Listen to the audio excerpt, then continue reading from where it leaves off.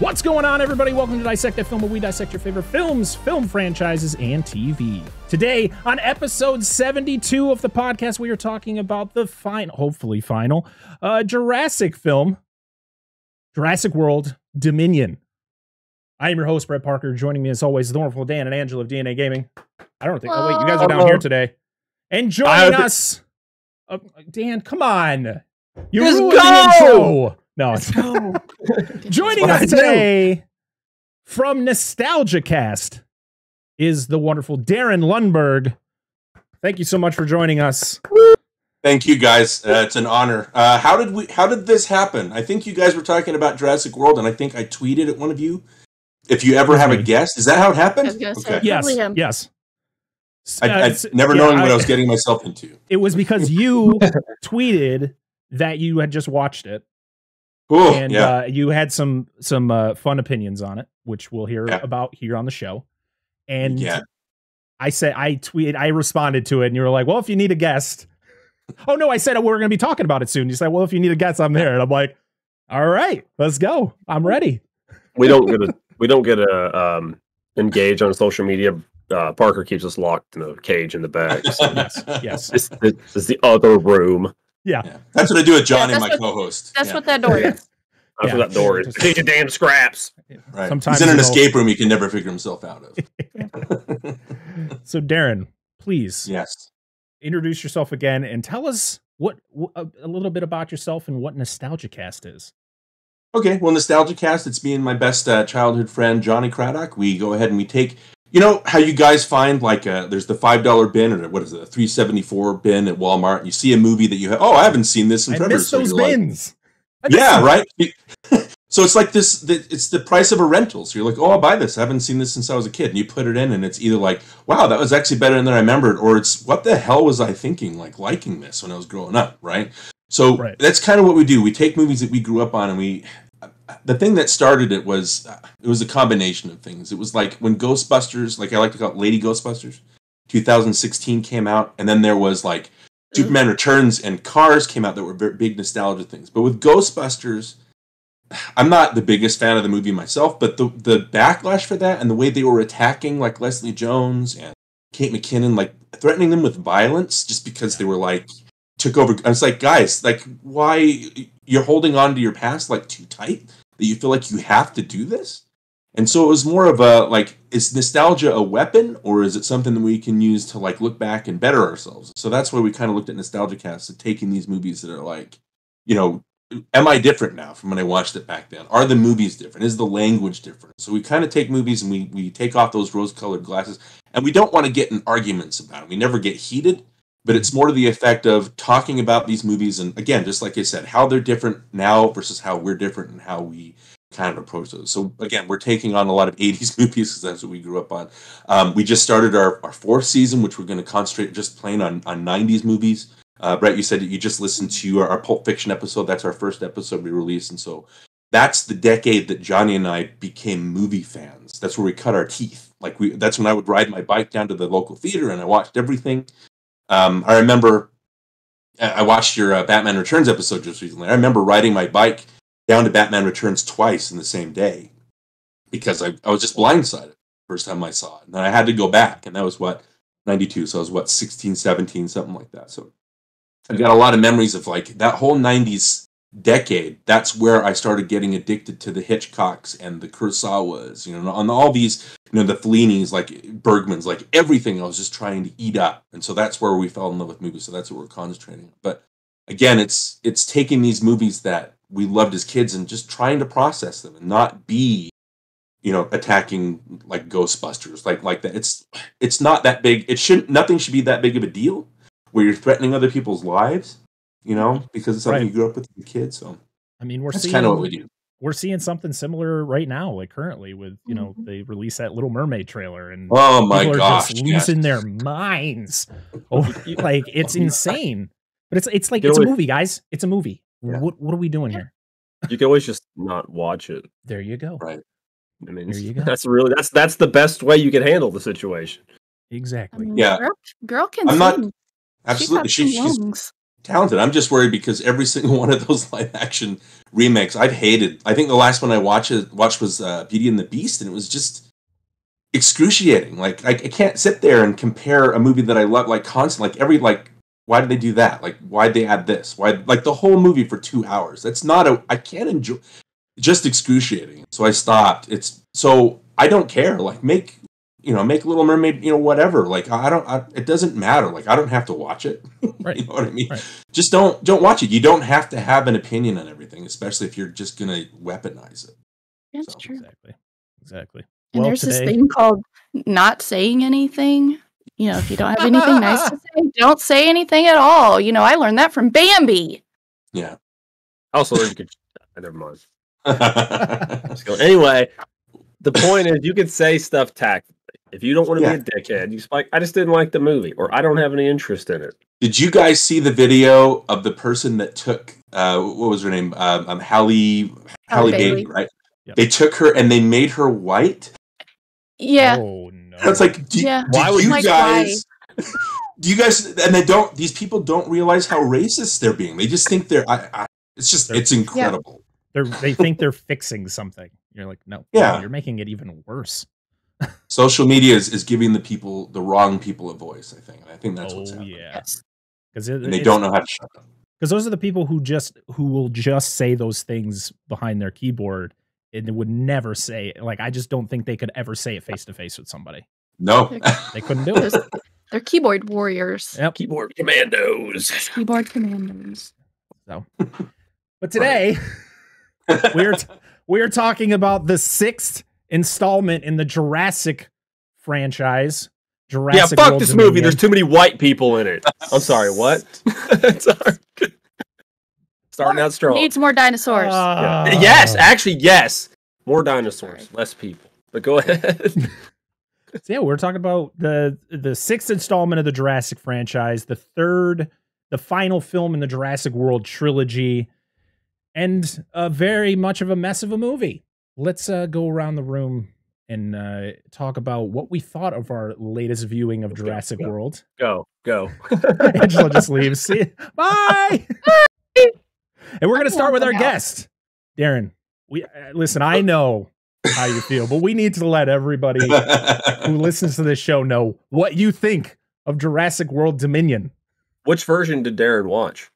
I wasn't aware of it. Again, what happened was, looking at the trailers for the movie, I made up my mind, because just full disclosure, I haven't seen Fallen Kingdom. I didn't bother with it because it didn't look interesting to me, like, at all. I don't have time to go to, again, with the live action Disney stuff, I don't have time to involve myself in stuff I'm not going to like. So full disclosure, I haven't seen this one, and I wasn't going to see this one, but my wife, we have a Peacock, and it was streaming.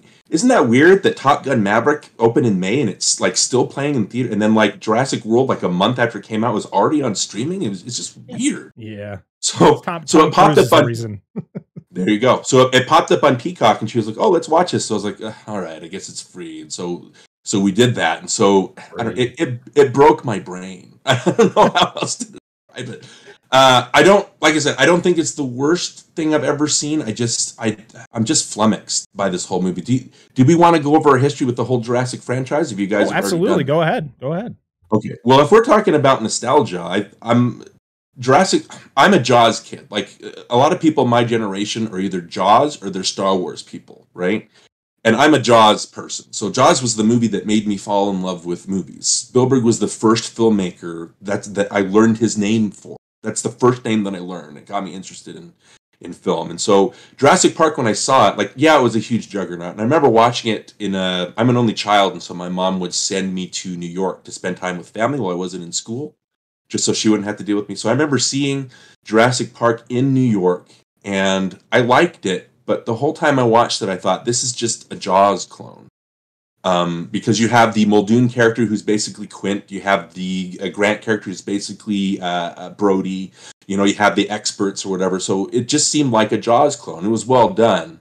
But then, it's one of those movies and then the next summer I went back, and Jurassic Park was still playing in theaters, like full showings, not just like one in the evening, you know what I mean, how they have, they'll kind of cut it down, right? Yeah. But it was still playing in full theaters. It was that much of a juggernaut. And then I don't think they released it in video until the next So again, I'm a Jurassic Park fan. I like it more now than I did back then. But back then I think when I saw it, like I said, I was watching movies in the 90s. And I think I was just trying to be smarter than the movie. And so I didn't really let it get to me. But like now watching it, like, I don't know if you guys feel the same way, but the movie is like a masterpiece of every single scene is like a theme. Like if the theme of the movie is nature versus technology, every scene hits on that theme, and it's amazing when you watch it. Even the part where they're in the helicopter, again, nature versus technology, right? They're in a helicopter, which is technology, but nature is shaking the helicopter, so there's turbulence. Yep. Grant has the seatbelt, which I don't know if I put too much too much weight into that, but he, the two ends that don't meet, that's again technology, and nature finds a way. He ties the seatbelt together, right? Yep. The whole movie is every scene you could go through, and every scene is nature versus technology. The gate that holds the Tyrannosaur in it doesn't work, obviously, because nature is going to beat technology. So, it spreads across that whole movie. If you watch it again, that theme is in every scene, and it's just amazing. So, every single Jurassic Park movie since then has not been able to do that, but. Lost World has some great set pieces. I think that a lot of it is like maybe redundant or kind of mechanical. There's literally a part where Malcolm's daughter says, "You never keep your word. You're not a good dad." Like she flat out says it, and so it's not as subtle. But it makes sense as an offshoot of the first Jurassic Park, right? Because they go up, there's another island, they go back, there's a rescue mission. The third Jurassic Park, again, it's a nice progression because Isla Nublar would ever exist, and so there's people that try to get into the island even though they've cordoned it off. But it's a monster movie. That's really all it is. It doesn't have anything to say. And then Jurassic World comes along, and the reason I didn't watch Fallen Kingdom is because I thought Jurassic World said everything the franchise needed to say. I like the part where they keep talking about how nobody's impressed by a dinosaur anymore, and they want more and more and more. And there's a literal part where they bring out a shark, a great white shark. Yep. Right? With the first big blockbuster in history, Jaws, which is, again, produced by Spielberg. They bring out a great white shark, and then a monster like 100 sizes bigger than the shark comes out of this tank and swallows it whole. Like what? That's, sorry to sound snooty, but that's a metaphor for what state we're in now, right? And the whole movie's about that. And so and again, it's Brett. I think you're saying you compared it to the new Star Wars sequels. It's like that. It's more of just a repeat, right? But I like that it made that statement. It goes through. There's also the statement of CG taking over for animatronics. There's maybe 2 big scenes with animatronics in Jurassic World, and the main scene is when Owen and Claire find that brachiosaur or brontosaur or whatever, and it's dying.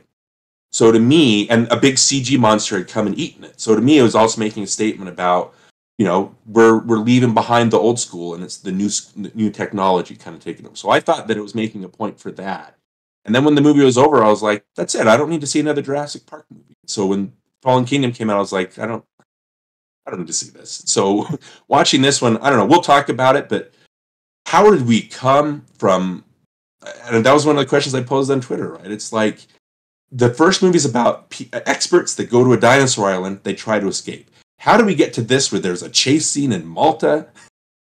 Where there's spy stuff, like Bourne Supremacy stuff going on. Like, how did we come to this point?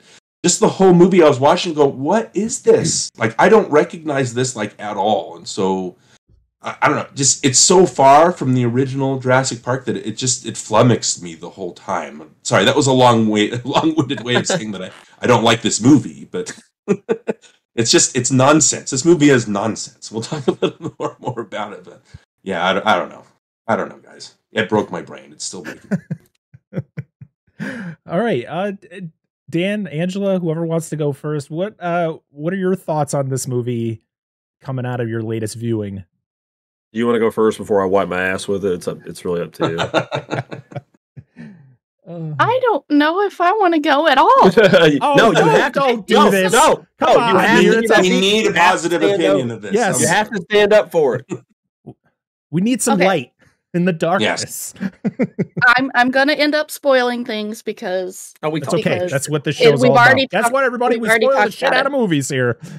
Ain't no fresh cuts. Yep. Okay, so did I like the locust? No. Did That's a good way to start. Yeah, fuck those bitches. Oh, jeez. Did I like some of the continuity errors as far as no, this dinosaur doesn't do this or doesn't look like this or no. Did I like it overall? Yeah. Would I recommend it? Yeah. Go watch it. At least once. Well, At yeah, least well, once.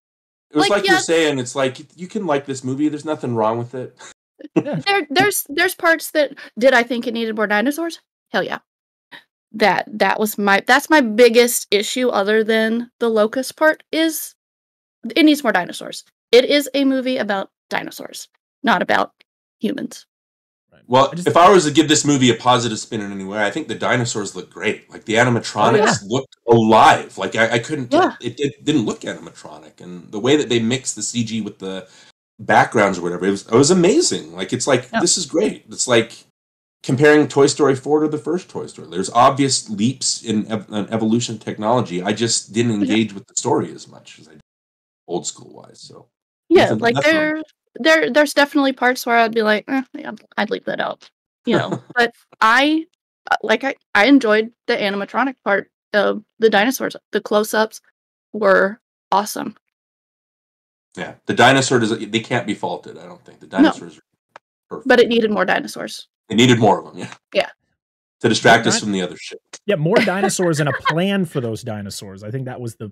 I mean, I don't want to take your turn, Dan, but like that was the issue for me. It was just like I feel like they had a lot of dinosaurs in this movie, but there was no plan for them. They were just thrown in there. It was just like, here you go, guys. There's a bunch of dinosaurs. What are we doing with them? I don't know.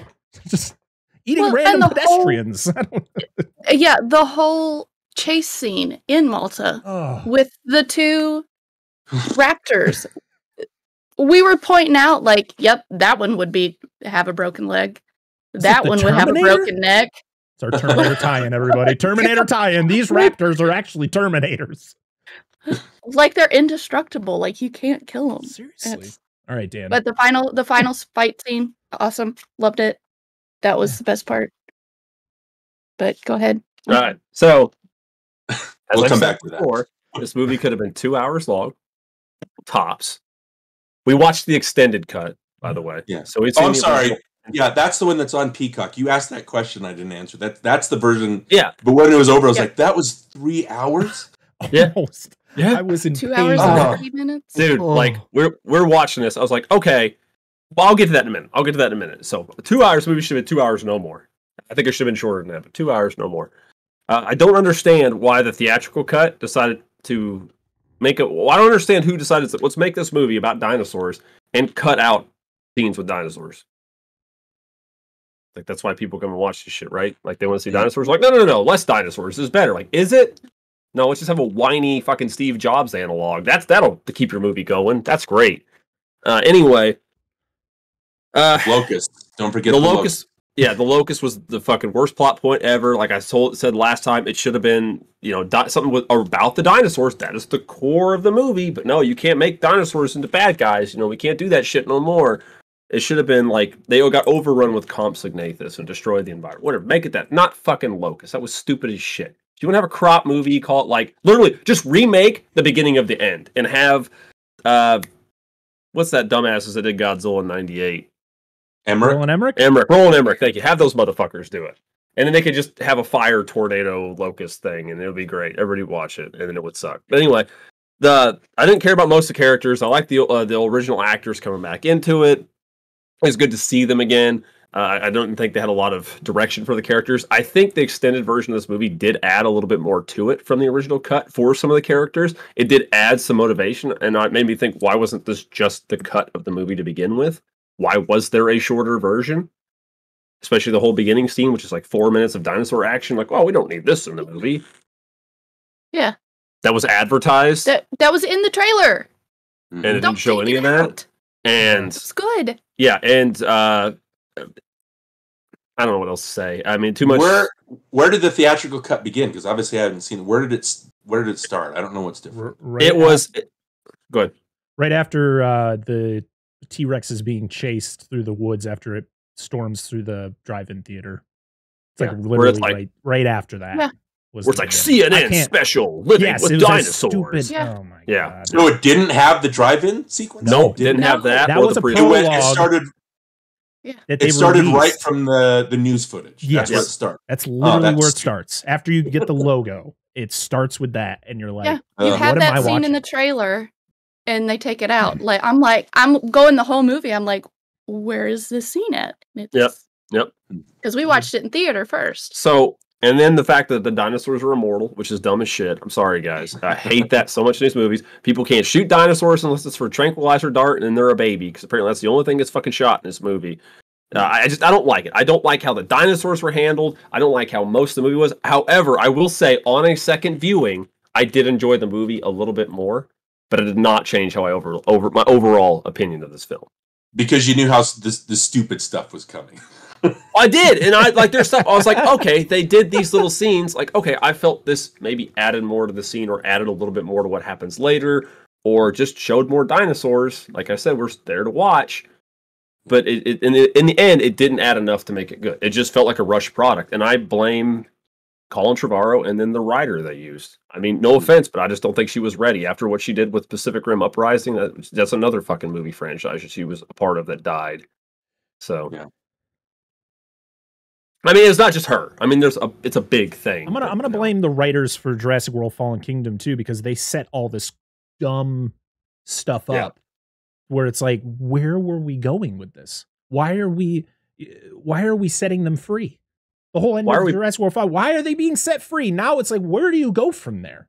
They're just like me. But there's no way dinosaurs and humans can coexist. No, it's not. I don't think that's ever like. I mean, I don't know. I'm not a scientist. I guess I can't make that determination. But they're both. They're two large apex species. Like, they really are. I mean, we have apex predators, like humans, of course, are like an apex predator. We can't. That kind of shit doesn't work very well. And not to mention, dinosaurs being the way they are would destroy a lot of our current ecosystem. It would never work. Because a lot of them are the largest. Yeah. And it's not the big ones you'd have to worry about. It's the fucking compies, because they're easy to hide. No, I'm serious. Because they're easy. They're easy to hide. Or they can hide themselves. Scenes with them. Yeah, they're not as obvious, and they would. It's not that they would like suddenly. Oh, they're gonna wipe everything. No, they're gonna take those bottom links of the food chain out and fuck everything up. That's exactly what they're gonna do, and they should have been the problem. Like the fucking novel. Holy shit! Like, anyway, I'm not the biggest like coulda, woulda, shoulda person, but couldn't they have made the compies, the locusts, and have exactly? That's what I wanted. Yeah. Like, just do that's it. What you're doing. Make the big world-ending threat about the dinosaurs? No way! Not just dinosaurs are like a secondary character now. I'm gonna bring locusts. And then what was the other thing I was gonna bitch about?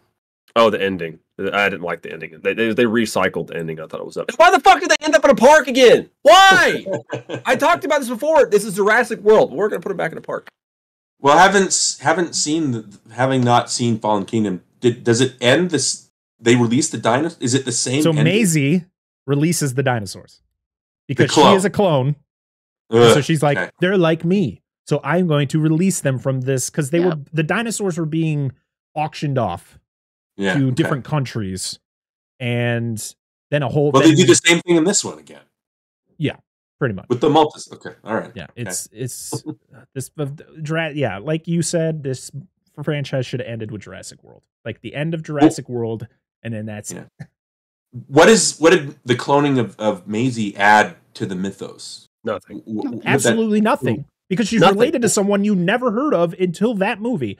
So her grandfather or her whatever he was a co-founder of Jurassic Park, yet you never heard about him until Fallen Kingdom. So like Sandman and Spider-Man 3, like he was also involved in killing Ben Parker. He killed Uncle Ben. Spoiler alert, everybody. All right, whatever. Oh, really? I mean, if you've not heard about that yet, then that's your fault. I understand that sometimes happens in making a movie, especially later on. Like, oh, there's going to be these other characters, and I think during a movie, not everything would realistically be explained, because you know people in real life, and you would like people you've known for years, and you'll still probably learn things about them for the entire time you know them. However, this is an instance where it just doesn't feel like it makes much sense. Well, don't they retcon the cloning thing by saying she's not really a clone? She was the daughter of this other person. Well, she just altered the DNA. Yeah, pretty much. It pretty much is like, and life will find a way. That was like that quote is literally how Maisie is created. Like she does exactly what the dinosaurs do. They just it's the same thing with Blue, you know, and you're like, what is going on with this franchise? Another wasted idea. She had a baby. That's a I think problem. Dan, though, for the first time in this entire show's history, is going to beat me in the swear department because boy, he is already. I can't even keep the tallies anymore in this episode. Well, and like I said, legitimately watching this again, I was like, I don't hate this movie as much as I did the first time. Because we even talked about when I was talking to my buddies, I was like, I need to watch it again. Even during the video, I said, I need to watch it again to make a fair assessment. And I will say, that, sorry, spoilers, jump ahead, whatever. This is still my least favorite Jurassic film. Okay. Watch it. See, I'm flummoxed. I don't know what to. Again, watching the movie, my wife, I didn't want to make her, because she wanted to watch it. I didn't want to make her feel guilty for me. So I was quiet for the whole movie, right? And then about halfway through, she turned to me and she's like, "Are you liking this?" And I was like, "I have no idea what the hell is going on. Like, I don't know what this is." And then she was like, "Oh, good, because I have no idea what's happening." So the rest of the movie, we MST3K'd it. Like, we just made fun of everything. And that was the only way to watch it. But when I tried to watch it again this time, I was like, I can't do this. Like, I can't waste another 3 hours. And I skipped through scenes. And Parker, again, I was telling you that. I was like, I couldn't do it. Like, I'm not going to sit through this whole thing again. It was tough for me too. But I was like, you know what? You are devoted. I needed to watch the extended edition. I needed to see what they did differently. I knew that they added the prologue back into it, and I wanted to see what they added to the movie. And to be honest, after watching it, they didn't add anything to it. Like, it was just little stupid conversations between characters that didn't add to anything. Well, I was like, why is this in here? Yeah. I will say this, Have you guys done go for it. Sorry, Dan. Yeah. Oh, no, I'm sorry. I was going to say, because you mentioned about, like, not saying anything to your wife during the... So, this is... I don't think you've seen our fresh cuts of this, or heard it, listened, whatever. So... Of Jurassic World? Jurassic World, I watched it. Yeah, I watched it. Okay, so you know, like, during the movie... Like, literally packed. I'm in a packed movie theater, 100% sold out. And the locust thing came up, and I think I was like audibly like, "What the hell is this?" Like threw over the whole theater. Like, no, I could not hear me. I was like, "What the hell is this?" Oh, yeah. I didn't sign on to this. So I had one child to the left of me, and I had two kids. No, I had one to the right of me, and then he was next to him. My oldest was on the other side of him. And all of a sudden I hear, "What the heck?" And it was me. Huh? It was you. What is this? It was you, and then it was Victor, and he's like, I was like, dude, are we watching? Like, once the locust came, I was like, this is a different movie. This has to be a spoof. This is different. Exactly. Like, what am I watching? And they come up and I'm like, I didn't say anything, but I was like, okay. Yeah. There's a couple times that happened to me. But go ahead, Darin. You were going to say something. Sorry to do so many tangents, but my experience with that, Dan, is watching Revenge of the Sith at a midnight showing, and I think at least 20 times I was like, what the hell? Like, out loud, what is... And by the end, when you have the whole no, and I was like, that's the birth of Darth Vader. I said that out loud. I think by that point, we had so many people in the theater, they turned around and they were just death glaring. And I was like, sorry, guys, this sucks. Like, I am never watching a midnight movie. Sleep is too important for something like this. But yeah, it's like, so MST3K'ing the movie, that was the only way. That's usually us. Yeah, to be able to finish this movie. Again, we haven't even started really going. We haven't started. To everyone who's like, on Twitter, people are just like, shorter episodes are better. Longer episodes, it's like, guess what, everybody? This one's going to be a long one, so strap in. At an hour and 31 minutes, like, you could time code it. Hour and 31 minutes is when they start getting into the plot. You can do that. So, again, we'll get to the stuff. I don't know. Yeah, let's just... I reserve opinion until we get... I'm just... Oh, my gosh. I'm seething. I'm getting up there. This is okay. This is I'm already having a blast. We're already a half hour in, and this has been so much fun. We'll just do this all night. That's fine. I've got nothing to do. That's literally what this show's all about. There's no order. There's no order. No, there was a lot of me over-analyzing certain scenes. Yeah, and we were like... during the movie. You're like...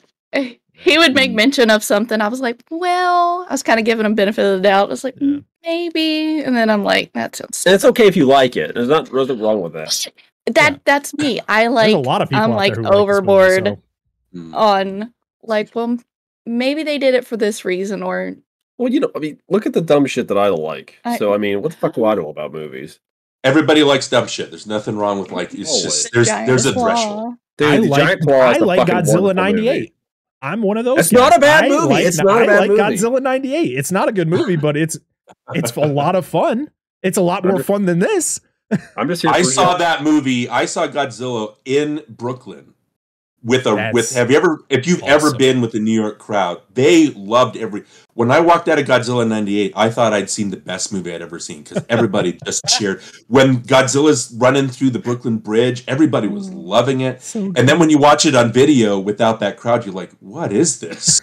That was me though. I didn't get to see it in theaters. I watched it on a VHS at my grandmother's house at least like 4 times a weekend. Like I was obsessed with, because it was like, oh, it's more, he's not technically a dinosaur, but like it's more dinosaur stuff in Jurassic Park. More Jurassic Park, yeah. Oh yeah, just give me more of that. And Roland Emmerich, I loved Independence Day, so it was just more of him blowing shit up. Well, how much money did Dominion make? Just to get back on track. So before I go into that, so I want to explain to everybody why we're finally covering this movie. So back when we started, when we changed our name to Dissect That Film, the Jurassic series was the first series we ever covered.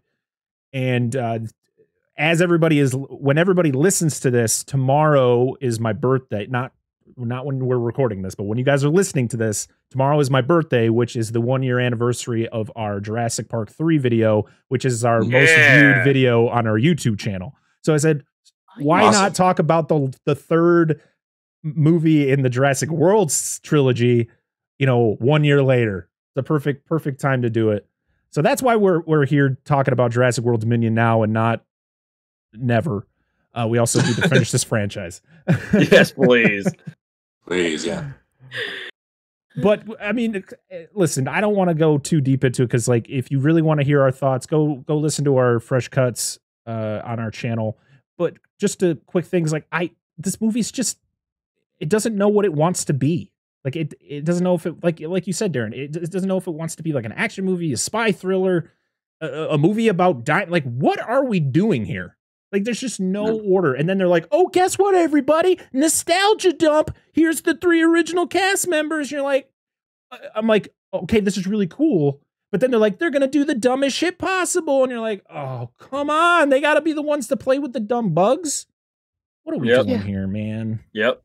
How bad is it that this movie, again, I think I haven't listened to your whole Top Gun Maverick episode, but how bad is it that this movie came out after Top Gun Maverick, which takes all that nostalgia stuff and makes it meaningful and makes it so it's not just Leonardo DiCaprio pointing at the screen. Like every scene, every time in Top Gun Maverick, you see something that happens. Like the thing I like to point out is when they're playing the crash football or whatever.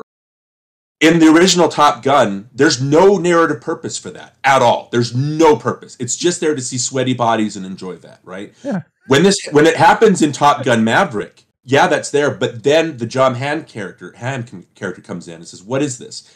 And Maverick goes, "You wanted a team. This is the team." And so they've given it meaning and made it not just an empty nostalgia dump. It means something for the narrative, and the whole movie does that, and that's why it works so well. How embarrassing is that this movie came out after that, and it does the exact opposite of everything Maverick does right. The Barbasol cam that you guys talked about in your fresh cuts, I was like, what? Why is this a thing? Why do people think this is a thing? Like, why is this part of the mythos? How did he find that? I'm sorry, I didn't mean to yell. I think they're going to cover it in that Camp Cretaceous. They did, but it's stupid. Yeah. It's still stupid. It's just there in the middle of a road. Why is it a thing? I don't understand. Why is Wu a thing? Why is Dodson a thing? Why are all these characters who are so meaningless in the first? Why are they back? I don't understand. And why is Dodson the worst character? He's shit. He is a whiny toddler. He is, dude. He's not even. He's like he's awkward as fuck. He doesn't even know what he's doing half the time. He's just nope. I hate him. He's a his whole attach a chair, a slap fight. Slap fight with a chair. I've got thoughts on Dodson, but we'll get to that. We've got to start talking about the plot at some point. Dodson, we got Dodson here. Nobody cares. My heart still goes out to Wu because I actually did kind of like Wu's redemption arc. Like they tried to do something with him. I'm not saying it was good, but they tried. He to caused do something. Everything. He is literally the reason everything happens. It is his I fault. know. He cannot be redeemed because guess what? A lot of humans are going to get killed by dinosaurs that are in the world. Yep. Because humans and dinosaurs can't coexist. He But is like, also but guys- But guys, the predators are still on that compound. I don't care. These are dinosaurs. Oh, I'm It's not gonna nice, but oh. he's like the 20th character in this movie with an arc. Why do 20 people need an arc? I don't understand. Can't you just be there?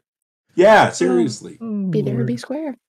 And BD Wong, bless him, he tries, like, his whole performance is so, like, he's what is it? Like, he's depressed or he's mellow, and you can just tell that he's defeated. So at least he tried to do something, but it's like, I don't need another arc in this.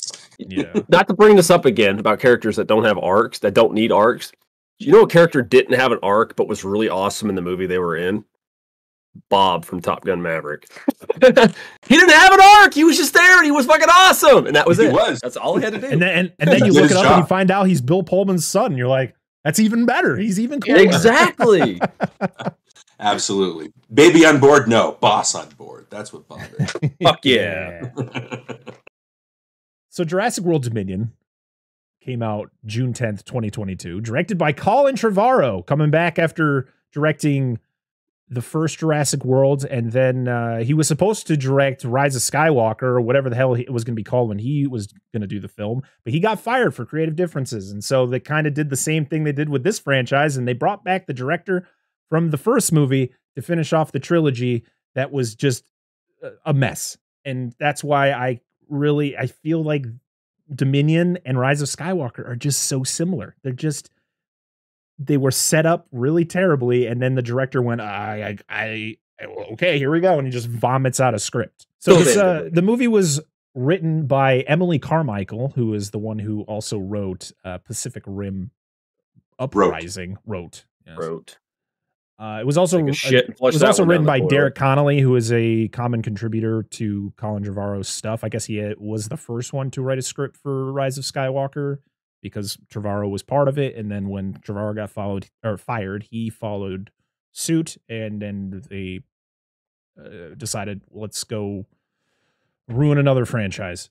Frank Marshall, he's back producing this movie, just collecting a paycheck, being here because he's been here since the very beginning. Never knew until I looked it up today that he is married to Kathleen Kennedy. Never knew that. All right. I don't think but she's not involved in the Jurassic series anymore because she's too busy doing Star Wars. Yeah. We have another character who's pretty much the Terminator, Chris Pratt, back again. Yeah. Literally, this man can't, the amount of times this man should have died in this trilogy is insane. And he came out scot-free. He's good. Jesus. Bryce Dallas Howard, who probably is my favorite character of this trilogy. I just love Bryce Dallas Howard, so I guess I'm a little biased. Our original movie. Really? I thought she was fine. I mean, to be honest, there's really no strong characters in this movie. There's not one character I was like, man, they're doing great. You got Jeff Goldblum just being Jeff Goldblum. He's not even being Ian Malcolm anymore. No, he's just being Jeff Goldblum. There's one good character, MVP. The Therizinosaurus. Yes. MVP of this fucking movie. I will agree. Swatting those deers out of the way. Absolutely. Fuck those deers. I'll have to say, Laura Dern, I think out of the original cast, she was the strongest one. I think she did the best of what she got for the script. I think Sam Neill, he tried in certain scenes, and then he looked half asleep in most others. And I love Sam Neill because, I love Dr. Grant. And I mean, he's great in a lot of other movies he's been in, but there was the scene when Laura Dern goes to get him, to have him come help her. He just kind of just moping around. I get the situation he's in, but he's just moping around the whole time. Just, when do I get my check? Yeah. I don't think that the three returning stars embarrass themselves. I think they've got enough gravitas that it worked for them. At the end of the movie, I was like, they just signed on for this for the paycheck. I think this movie feels like two different movies. It feels like you got the OG cast that's got the locust thing, and then it's got the new cast that's doing the dinosaur thing, and it tries to combine them. Laura Dern is so good because whatever movie she's in, it's her movie. She's the one that's controlling that plot, right? So yeah, I would have, and then Goldblum's great. I always like when it's a lucid Goldblum instead of the whacked out So it's like, oh yeah, that guy's in there. He's not just a loon, right? Yeah. And he has a lot of the funny lines. But it, when you see the locust on fire, and he's like, well, that's bananas. I left at that. I wrote that down in my notes. That line. It's got nothing to do with anything though. It's just Goldblum being funny. Like that's what. Yeah. Yeah.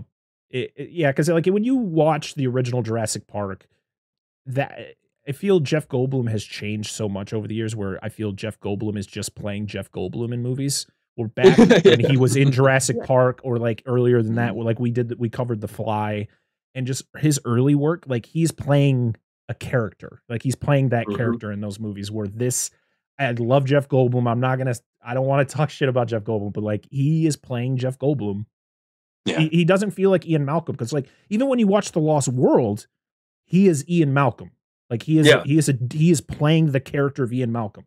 He does not feel like the same person that you watch in this movie. And I understand it's 25 years later and things have happened and he's got 5 kids, I guess.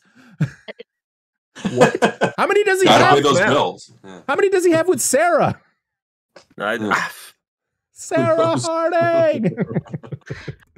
Well, he mentions in the first one about loving kids and all that shit. So I think, didn't he talk about having multiple kids in the first one? Probably. Yeah, he already had multiple kids. Yeah. So we have DeWanda Wise, who plays the pilot.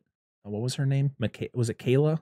It was Kayla. Yeah. I enjoyed her. I think she was She's great. Yeah, I think she's one of the stronger characters.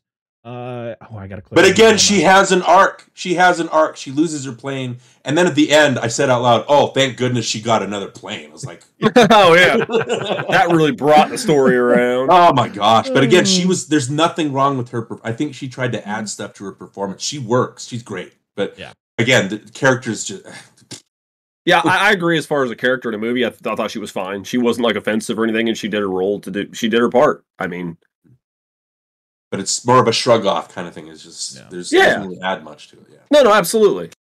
We have Mamadou Ache, who played what was his character's name? Ramsey.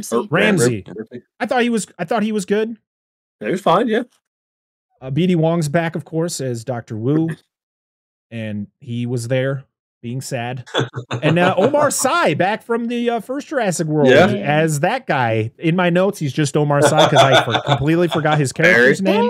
Barry. Listen, there we go. Hey guys, and guess what? If you remember him from Jurassic World, he still doesn't know how to shoot a fucking dinosaur. And he gets in the same exact. Okay, we'll get to that when we get to the plot. But it made me so mad when I saw it. I was like, I've already seen this scene. Why are we doing this again? Music done by Michael Giacchino, and that man does like 45 scores a year. But it didn't hit me. I didn't like the way they used the theme in this movie. It's whatever. It just I like that they kept the Jurassic World theme for those characters. Then they had the Jurassic Park theme for those characters. I like that he did that, so it didn't intertwine. But just everything else, it was kind of it's just forgettable. Whatever. 165, an estimated $165 million budget, and it made just under $1 billion, $997.8 million. So as of right now, though, it is the lowest grossing Jurassic World movie because all the other two made over $1 billion. Oof. Okay. That happens. Don't worry, they'll re-release it in theaters like they're doing with every freaking movie. Like, guess what's coming out on Friday or today, technically, when you're listening to this? Avatar is back after a long time. Because there's nothing in the fucking theaters. There's nothing. That movie made enough money originally. Why do we need to put it back in the theaters so that people can watch it and go, "Wow, this movie really wasn't as good"? It's literally not said back in the day. I don't know. It's literally like I mentioned. There's nothing in the theaters. Like theaters right now are tanking so bad. I'm pretty sure Regal just, if I remember correctly, filed for bankruptcy. Like the theater industry is doing horrible right now. It's because Avatar, there's nothing. Yeah, Avatar also has that reputation of it was how much it made, however many $1 billion, and nobody talks about it. So another reason to release that is people forgot that Avatar exists. So when a second one comes out, they're like, "What?" So you want to try to, I think you want to try to build up word of mouth for that. But yeah, it's the same thing. It's like back again for the 85th time. Yeah. Well, of course, because I experienced it a little differently because the company I work for is the owner of the company also owns movie theaters. And this is, of course, a very small like sample size, but like we have talked about this, and there's nothing like he was talking. I was like, "Hey, how'd your movies do this week?" I was like, "Oh, dude, we had like 7 people, 7 all day for the entire fucking theater. There's no movies, not until like what, October, and also, maybe it's been like a 2-month drought." Yeah. And a lot of the movies that are coming out right now, especially like for instance, like I'm going to see Barbarian tomorrow. Yeah, and I can guarantee there's not going to be many people in the theater because it's it's only for like. I'm trying to think like the MCU and movies like Jurassic, like the Jurassic World franchise, because it's such an established franchise and stuff like that. That is what that's what draws people into the theater. Yeah, stuff like original stories, they're not doing it anymore, and it's sad. It's sad. It sucks. I know. I hate that because it is those big blockbusters, and there's just none right now. Well, fucking Warner Brothers is like belly up right now too. I don't know. Anyway, not to go off on a tangent.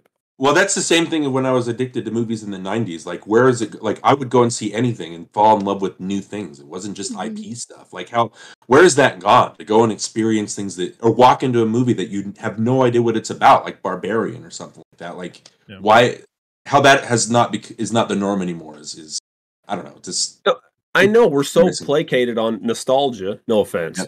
No, we are. That's the whole point of our podcast, right? Yeah, like nostalgia and pre-existing franchises, and like I don't know anything about Barbarian, but I just really hope it's just about a bunch of people that go to a place and like a D&D campaign just goes wrong, because it does not look like it's about barbarians. I was like, I don't think that's what it's about, but I'll let you know after I see it. Please.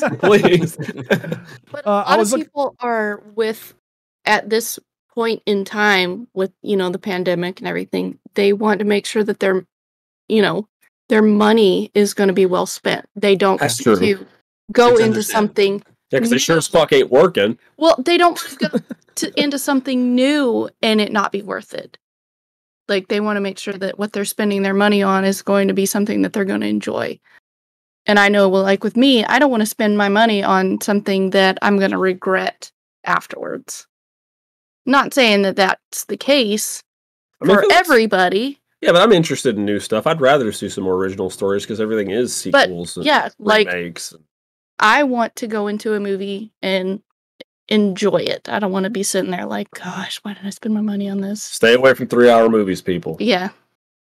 Well, I just wish that Top Gun Maverick would be the rule. Like, if you're going to do IP stuff, why can't you make it that good? Why don't do the empty stuff that's only going to last in theaters for 3 months or 2 months or 1 month. I don't know however long Jurassic World Dominion lasts, but like make something like Top Gun Maverick that people want to go see, and they'll go see it again and again and again because there's nothing else in theaters. Let's go see Top Gun Maverick again, and people don't. They're like, hell yeah, I'll go see that again. Why? What's happened to those? How come we can't have more IP movies that are that quality? I don't know. We'll stop, Parker. I promise. Oh, you're good. We keep going on tangents. I'm just here. I'm listening. Listen, I already know this is going to be a long one, so I ain't going to stop anybody.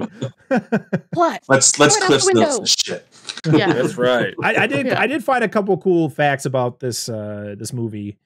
Well, at least the couple of the actors from the movie. So Jeff Goldblum is the same age that Richard Attenborough was in Jurassic Park, and then Sam Neill is the same age that Richard Attenborough was when they did Lost World. Oh, that's interesting. Little nice little thing there. So I guess Joseph Mazzello and Ariana Richards, who played Lex and Tim in the original, they were supposed to have a cameo, but I guess it never happened, which kind of makes me sad. I was like, well, you might as well just throw everybody back in here. Why not?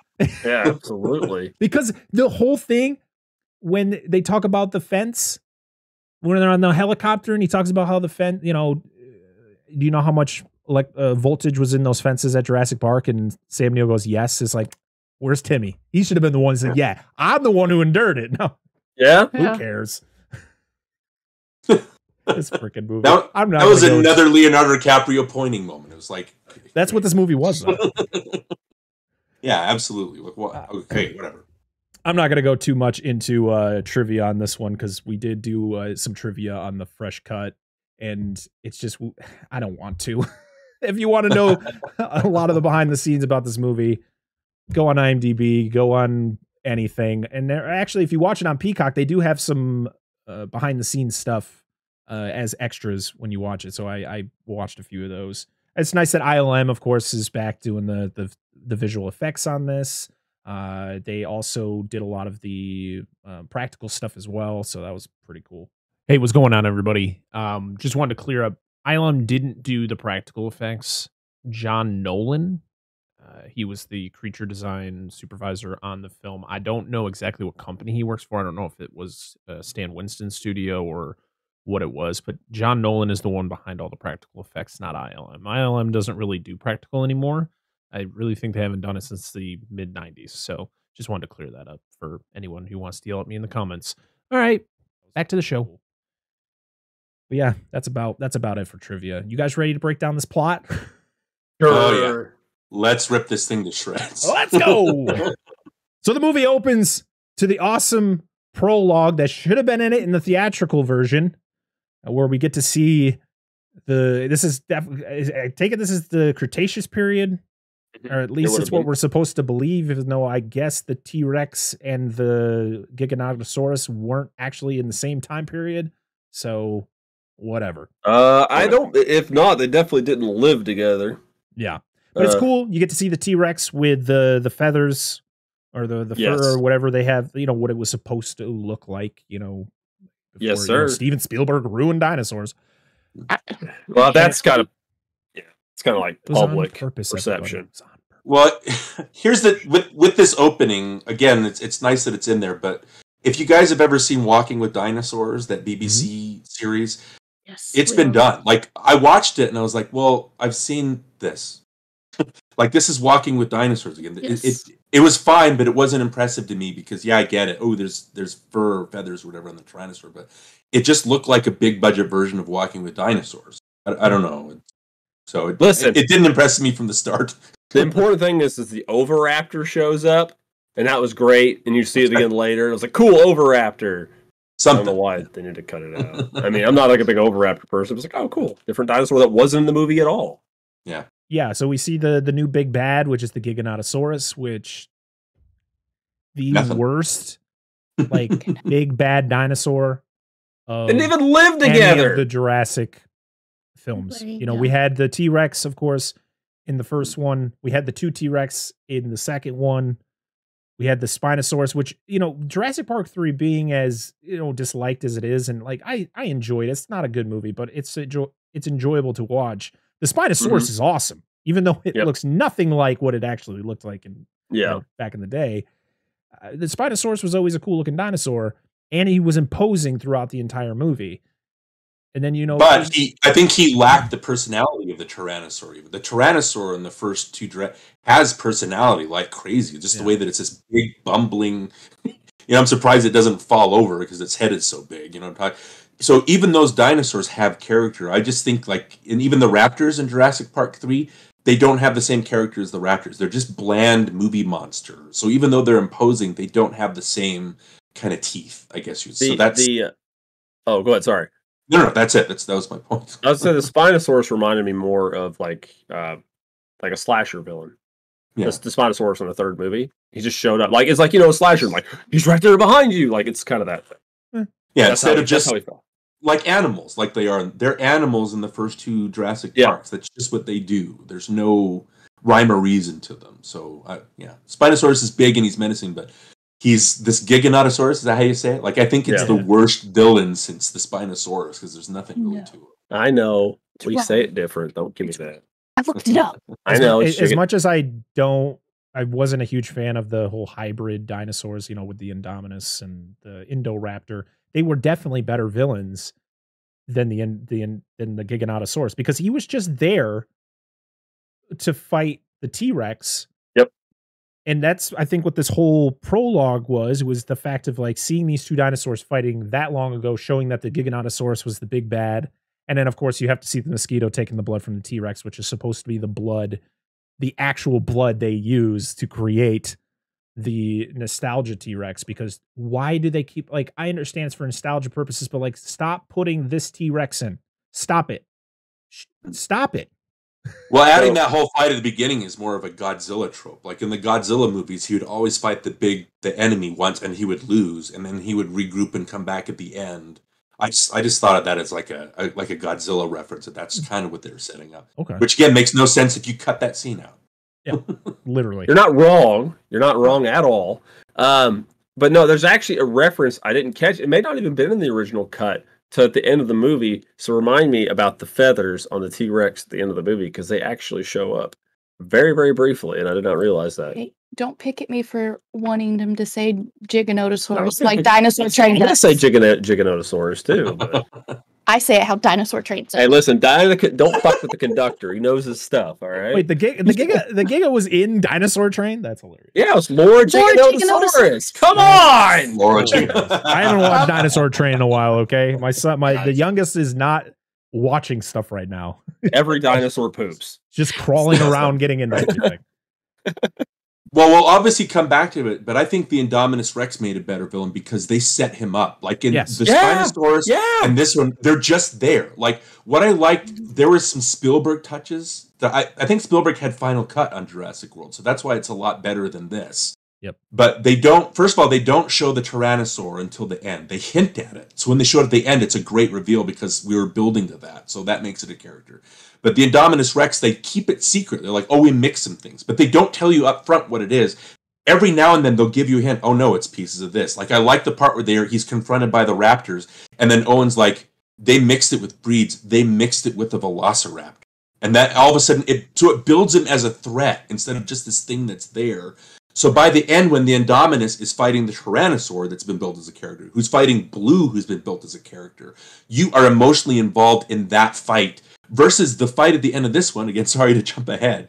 When there's no emotional connection because the Giganotosaurus it's not built as a character. It's just a big monster to fight. And what was the name of the one, Dan and Angela, with the big claws? What's that one? Therizinosaurus. Yeah, that one. There's no personality to that one either. It's just a big threat, and they're fighting. So there's no emotional weight to that ending. Whereas even Jurassic World built something. There's something ingrained in that where you're invested in that fight.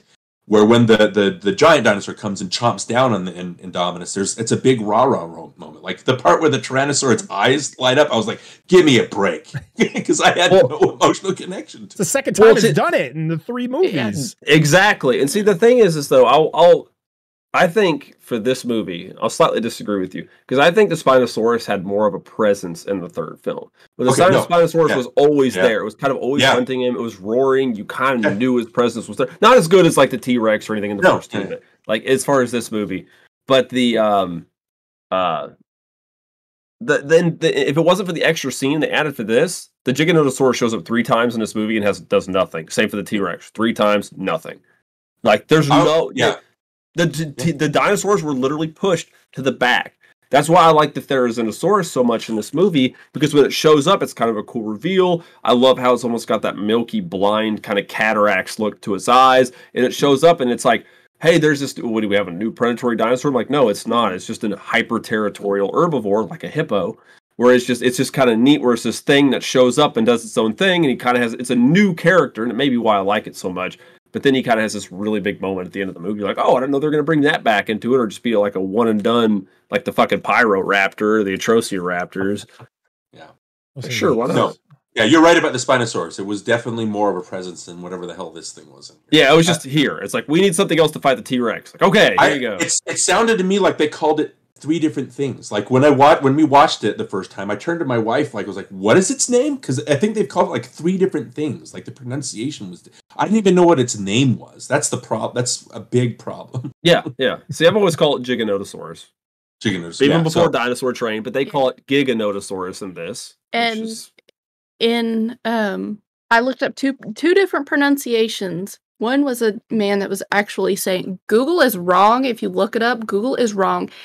They call it Giganotosaurus or something like that. I'm like, what did you just say, Google? Listen, I think it's a dead language. Don't fuck around. I was like, that's definitely way different than what I've heard.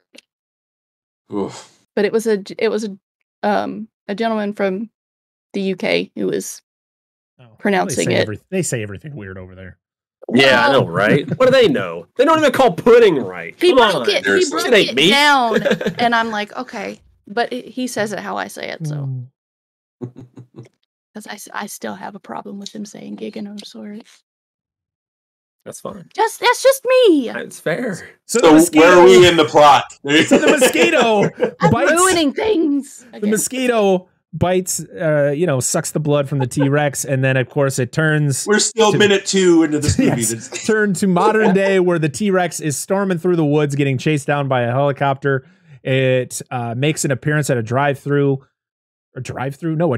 a movie drive-in, and it's just causing chaos. I do like the shot of it roaring in front of the screen, kind of that's the film, the image projecting off of it. And you got the.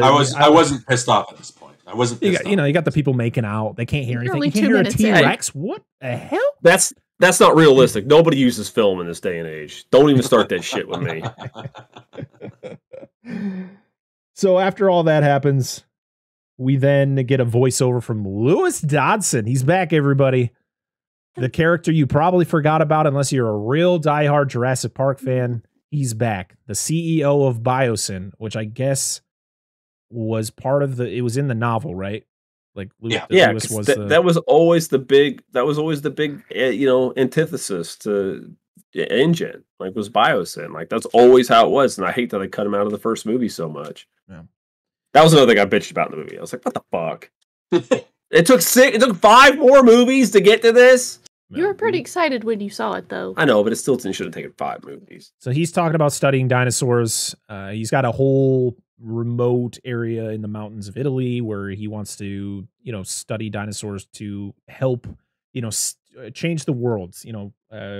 He says it later in the film where, he's trying to cure, help cure cancer and all these diseases by studying dinosaurs, but really he's just a generic bad guy. Evil scientist twirls his mustache, which we later find out. We then get the worst. Well, actually, before that, we get the awesome Mosasaurus attack scene on a crab ship. Yeah, which was awesome. That's pretty cool. Well, we talked about it in the Fresh Cut, but this is an actual crab fishing vessel from Deadliest Catch, the show on Discovery Channel. This is one of the shows, so I thought that was pretty cool. But then we get the terrible voiceover, like, news lady, where she's talking about dinosaurs in the world. And you're like, this is terrible. Like, what am I watching? Am I watching a documentary or am I watching a Jurassic movie? Because I don't feel like I'm watching a Jurassic movie with this just dumb. Like, I know dinosaurs are in the world. We watched the last movie. I don't need this voiceover. This was so unnecessary, but it's 2022. We need all this type of stuff. Everything has to be explained. Seems like those supermarket tabloids, like, oh no, 2 pterosaurs ruined my wedding. Like, okay. We then cut to Claire, Zia, and Franklin. Guess what? Zia is only in this movie for about 15 seconds. Zia and Franklin were characters in the prior Jurassic World movie. And right. Zia was actually a pretty cool character. And the fact that she was in this, the fact that Franklin, who I didn't like in the last one, was in it longer, upset me because Zia was a cooler character and she was in it for 15 seconds. So they're going to, at first, they're trying to just expose like illegal, I guess, dinosaur breeding. Yeah. And Claire decides instead she's going to take one of the Triceratops babies and get the hell out of there. Causes a Fast and the Furious type scene where they're outrunning everybody's like, get off my lawn, Well, that's a callback to Sarah taking the baby Tyrannosaur. Like, you listen to Trevorrow, like, he's saying, oh, I wanted this to be a celebration of all the movies. And I'm like, shut up, dude. No, like, I don't need all this stuff. Movies. Stop. Yeah, I know. I need this. Stop jamming this shit down her throat, dude. Stop taking dinosaurs. You know it's a dumb fucking idea. Yeah. Be realistic. We don't need all this like callback stuff. Like, we watch these movies. We know what happens in these movies. Please stop like throwing in our faces like we don't know what's happening. Mm-hmm. So our first rodeo. Yeah, after all that happens, Zia and Franklin are like, yeah, we're out. We can't do this anymore, Claire. See you later. And then they disappear. We don't want to be in this stupid piece of shit movie anymore. We're out. No, the actress who played Zia, she's like, I'm going to go be in Cowboy Bebop on Netflix. That'll get canceled. That's better. Oh, man. And the actor who plays Franklin, like, to be honest, he was better in this movie than he was in the prior movie. But he went off to do other better things, hopefully. We then get another terrible scene of Owen playing cowboy with some Packies. These are Pachycephalosaurus, right? Parasaurolophus. Okay, there we go. I'm down wrong. It's He's okay. playing. That's Friar. You're thinking of Friar Tuck. Yeah, he's The playing. He's playing rancher with these dinosaurs, and the fact that this man, who probably weighs, what do you think, 200 pounds at most, is able to lasso this dinosaur that is clearly probably a ton and hold it down to then get enough strength to wrap it around a stump. And then he's got to do the thing where he's got to touch it. Like, Can't not touch. Well, by this point in the movie too, I was still kind of on board with it. There was a certain point where I gave up. Right here, I wasn't. understand. It's the imagery. I like the evocative or maybe provocative imagery of evocative is the right word, of the horses trying to herd the dinosaurs. I like that as an image. I like the image of Owen reaching out to touch and calm the dinosaur. I thought that was interesting. Visually, these are interesting. And then obviously having the poachers come in or whatever, and then having we'll get to that's weird. But anyway, so it has the poachers come in, and he's like, well, I thought you were supposed to, you put up more of a fight. And he's like, well, I've got obligations now. I liked all of that. Well, maybe not liked, but I wasn't pissed off by it yet. So, I don't know. I can still brush this kind of. We haven't got to the really dumb stuff. Sorry, these are notes are how I feel. So please step in if you don't agree. Yeah, Still on board at this point. Whole beginning sequence in where are they at? Montana, Wyoming. I don't know. I'm assuming it's somewhere around there. Northwestern big mountain. Because that's where it looks somewhere like. snowy. Yes, it just make this all a really good Red Dead Redemption 2 mod. And we're set, it'll be a lot better. That would be awesome. Like, whoa now, partner. You best not be rustling them scale backs in my part. I to be honest, I didn't like them riding the horse. Like, I didn't like the whole them chasing the dinosaurs down the horses, and I didn't like that whole imagery. It was jarring because it was all green screen CG, and it just was and like, of course I don't care about CG. Like, of course it's a necessity in a lot of movies, especially something like this, but it just was super jarring to me. I don't know. It just hit me. Again. Oh, go ahead. There's going to be a point. There's going to be a point where I'm going to start getting pissed at this movie. But like right at this point, again, when I say like it, I'm more of it. I didn't mind it. You know what I mean? It's like we're not to the point yet where I'm thinking this is a waste of my time. So we've been in movies. We've talked about movies like that. Where Parker's just got pissed off at them. Well, he's like, I like this. Listen, and now talking about it, I hate it. This pisses me off. It just hit me. The scene with the dinosaur rustlers that show up, and they're like, they all have weapons, but why doesn't Grady? What the fuck is he doing, dude? Where's his T-Rex graded rifle he had in Jurassic World? By the way, he needs something heavier than that. Like, don't give me 45-70 is a good round, but like when he's out, why wouldn't you have that on you? Like, not guys, he doesn't need it. He's got his magic hand. He doesn't need the gun. He's got it. He's got it. Which I hate. He doesn't have the click. He doesn't have the clicker though. He's just got his hand. I'm just gonna do that to anyone who's aggressive towards me. Just put my hand up. Maybe it'll calm him down. Grant and Maisie are able to wield that magic hand power at the. Oh my hell! Oh my god! No. I came to the conclusion that Ian Malcolm is, or not Ian Malcolm. That Alan Grant is just, he's trying to figure out left from right. Yeah, his hand is like this. She's all relaxed about it, and he's like left, right. We're not the snacks you're looking for. So the poachers come, and they're just more generic, terrible characters. They're just like, those are mine. We got our poaching hour from 5 to 7. You're like, what? What are you even talking about? And yeah, Owen gives up the dinosaur, and one of the guys asks, and he's like, oh, I got obligations because he's a dad now. Yeah. And why would they? Hold on. And those other two people that were with him were actually from the State Department. Gaming, yeah. Yeah, they're actually from the Game and Wildlife. Why the fuck would they just let those guys ride off with that? Like, they would call that shit because in. They knew the poachers were going to shoot him regardless of who they were. Yeah, but after they started walking off, they would call that shit in. Like, okay, these guys are illegally poaching. They're taking stuff. We should get some people down here and follow them. No. They're fishing game. So we then meet back up with Maisie. It's 40 years later, so she's a little older, and she hears Blue in the woods. She hears a raptor, and when you hear a raptor, what do you usually do? You would run into the woods, right? Yeah, you go oh, it. Blue, and you run into the woods. Yeah, it's a fuzzy wolf dog, and you're gonna go. Is that a bear? White girl. I'm gonna go make friends with it. Yeah, you're a white girl, and you need to go pet it. I got roast beef. It's delicious. She takes her bike. She rides into town. She's not supposed to go past the bridge, but she does, and she goes into a lumber yard where there is an apatosaurus. Is this an apatosaurus or is this a brachiosaurus? Apatosaurus. Okay, so it's an apatosaurus. It's wandering through, lost clearly, and she whispers to one of the guys, I guess, how to move it, because they get the flare, and then the apatosaurus follows it out. Why does that work? I guess every dinosaur is attracted to flares. Every single one. But why did it need to be cut out? Like, she was whispering to him under the music that was playing. Yeah, like, yo, bitch, get a flare. Like, just leave it in. Yeah. You know, like, and then that other one gets up like, oh, shit. It's covered in snow. I'm like, okay. All right.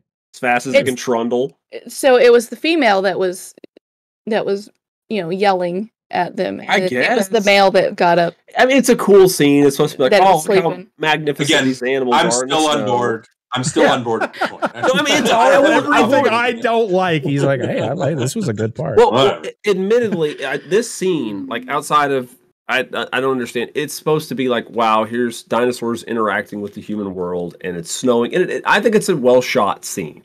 Like, visually, it looks nice. They would be sleepier in colder environment. Dinosaurs live in cold environments, but they would still be sleeping more. Yeah.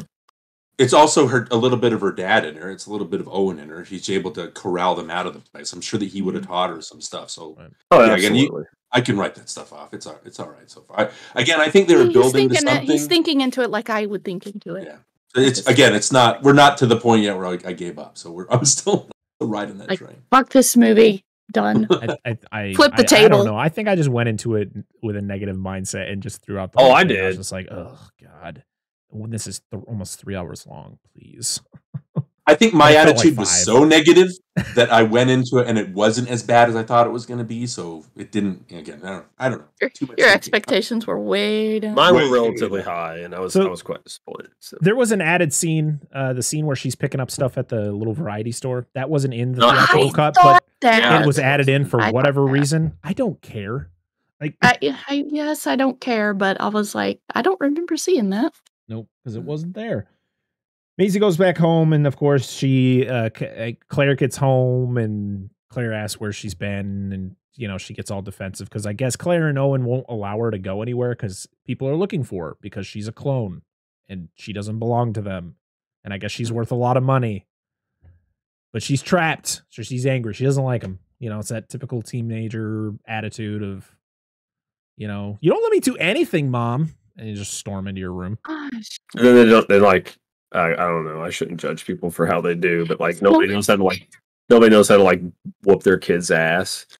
Be like, listen, you. They're just like, fine, you go in your room. You're not cool, Mom. So we're to the scene where Claire is trying to have the heart to heart with Maisie, right? She's trying to have that. Are we there? I think it might be. To be honest, it was a couple times I feel they had a conversation. No, because they do have a conversation before Owen shows up.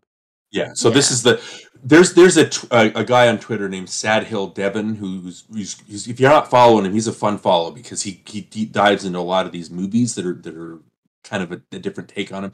But he analyzed the scene and the editing. This is the first time something's wrong with the editing in this movie because and again, this is nitpicking. There's a part where Claire is talking to Maisie. Is that her name? Yeah, Maisie Lockwood. Yeah. And Maisie gets mad and she walks and crosses frame and you see her approach a wall. And then when you cut back, apparently she'd walked into a different room and you didn't realize it because Claire comes to a door frame and it's like, what's the choreography of this scene? I don't understand the layout of the cabin. Like, again, it's just strange.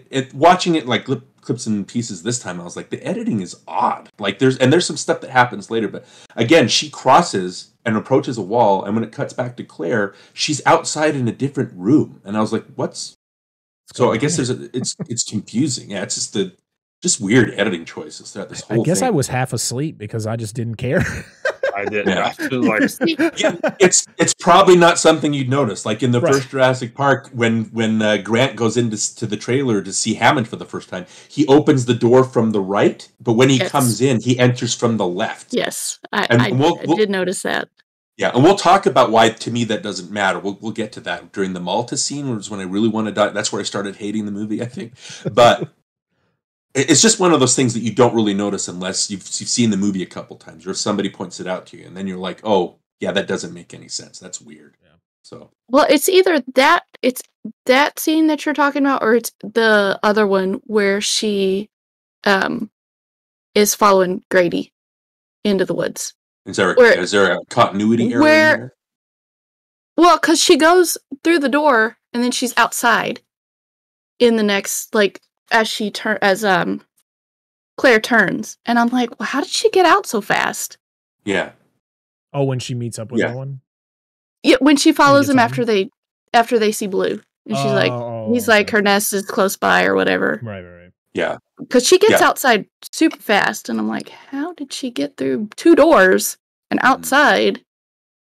Again, it's probably going to be something that not a lot of people notice, but throughout this whole movie, there are weird cuts that threw me off, that my brain was like, I couldn't process what just happened. I was like, hold on, how did they get there? So that happens quite a bit. So Owen comes home, and they have a cool secret handshake, and then she gets mad at him and storms back into the house again. And while all this is happening, Blue is kind of spying on them. And then she goes back to an abandoned bus where her baby hatched. And we get to meet Beta, who is literally identical to Blue. And she brings the baby out to teach it how to hunt. And like, I like this scene. As much as I've always been very critical of the raptors in the World trilogy, I've just not been a huge fan of them. Like, I just feel like they're not scary. And I understand they're not really supposed to be because of what Owen has done with them. But, man, those raptors in at least Jurassic Park and Lost World, like, those are scary raptors. Blue just never was scary to me. No. Well, I liked in Jurassic World how it was a different, like, that's different. We hadn't seen that before. Right. But to have 2 more movies after it, it lessens that impact. Yeah. So now they're not a threat. I did like how you see them in their environment. You see Blue training Beta, or raising Beta. There's no dumb dialogue or dumb characters explaining what's happening. It's just a visually telling us what's happening. Just a nice little moment. Again, there are all these little moments that are peppered in that I was like, maybe this won't be too bad. Yeah. So we get an added scene, which at least I don't remember this from the theatrical cut. It wasn't. There's a father and son hunter. They're shooting at Beta, and then Blue in slow motion attacks them. And I'm like, why was this in here? This is awful. Why do we need that? No. Why did it need to be slow motion though? It's like she's like coming towards the screen. I'm like, what is happening? I don't scary. I don't agree with the slow motion. But I think it's important to establish, which this movie has not done. All these movies have been very bad at this for the most part. Is that they're dangerous? They're dangerous animals. At the end of the day, these are dangerous animals, and they will fuck you up. Like, and that's exactly what she did. And like I said, it may not have been like wonderful, and I can understand. Like, I see why they cut it out. I don't agree with it. They should have left it in. But I mean, ultimately, all the Blue stuff's kind of pointless at the end of the movie anyway. But yeah, because she's not in the majority of this movie because she's just left behind. It's like, I'm gonna go get your baby, and then it's like, all right, Blue, we'll see you for 13 seconds at the end. That's well, I was telling Angela, I was like, I remember this scene. I was actually kind of surprised they put that in. Yeah. But it's redundant. It's telling you the same thing that you already, they're dangerous animals. I know this. Yeah. Like, I don't know if you. Well, like with the whole Indominus thing, where it's their alpha. I fucking hate that scene. but what I'm saying, that they are dangerous. Well, yeah, but like the whole last movie was like the one time Blue didn't have plot armor on and forgot to turn her invincibility cheat and got shot in the stomach one fucking time and she's dying. Oh God, that was Fallen Kingdom, which you didn't see. No, I don't need to. Yeah, you don't need to. But the point is the fact that was the second movie that like when did the Raptors do anything outside of the Indoraptor? Like when did a Raptor do anything in those movies outside of get shot and rehabilitated? Well, and like it's like they tried to attack when Owen was training them. Well, yeah, but they made them into like buddies. Like they're almost like little like dogs. It's literally how they are. That's how they treat them. Yeah, so they don't treat them like the scary entity they are in the first two films. Flicker thing and the treats with the meat and even the third movie, they're more imposing. When they kill Mr. Udesky, he's not a mercenary. He's just the guy that knows people. Yeah. Anyway, that's it. Well, you talking about the Raptors, I kind of equate that with like this is going to sound weird, with the Cars movies. Like the first Cars, I don't mind because it's a world. But when you make a second and a third one, by that third one, I've got so many questions that so, you know, and you're like, so I can't function. I can't appreciate the movie. It's like that. It's like with these Raptors, it's like you made an interesting choice, but now you have no idea what to do with them. Like two movies later, so it's not interesting. A really bad movie. My thought process on Cars is entirely different. I'm like, yeah, so that's where does the we don't want to go too much. Oh my gosh, yeah. Oh Lord, where do they sit? We're not even a full page into these notes. Hold on to your butts here, people. Here you go, Parker. No, dude, Darin's wonderful. He's giving me all these good setups. I mean, it's fantastic. What was it? Cars. Which one was? I don't even know the difference. Right we might as well. We've talked about every fucking thing else at this point. The bad one, the really bad one. Yeah, let's hit me and Lex this shit. Let's throw anything in. Let's just Cars 2. Throwing the notes out, everybody. I mean, we were potty training our oldest at the time, and I went out twice during that movie, and I still didn't miss anything. I can't wait till we cover that one because it's bad. Oh boy. All right. I still knew what was going on. So we get all right, back to minute 13 of this movie. Nobody's listening now. Campfire family time. Maisie wants more freedom because we needed to hear this for the third fucking time. Parker, at least we're having fun. We are. We're having a blast, and it's going to be out there for anyone to listen to. The head poacher, whatever his name was, I figured it out later. Yeah, exactly. He's spying on him, and he calls somebody because he finds Maisie, and then of course he finds out that the raptor has a baby. We then get the scene with the little kids. Is this in Mexico? Right? Is this Mexico? Mexico. I don't know. I don't know. To be honest, if you just kind of ignore the fact that this is Jurassic World and just be like, man, this would be a really cool scene if this was just a movie about crazy mutated locusts. Like that's a movie. This is where the second movie starts. All of a sudden we start a second movie. Like you could split these into two. It is a good scene, but what the hell does it have to do with anything we've seen as of this point? Exactly. Why is it happening 20 minutes in?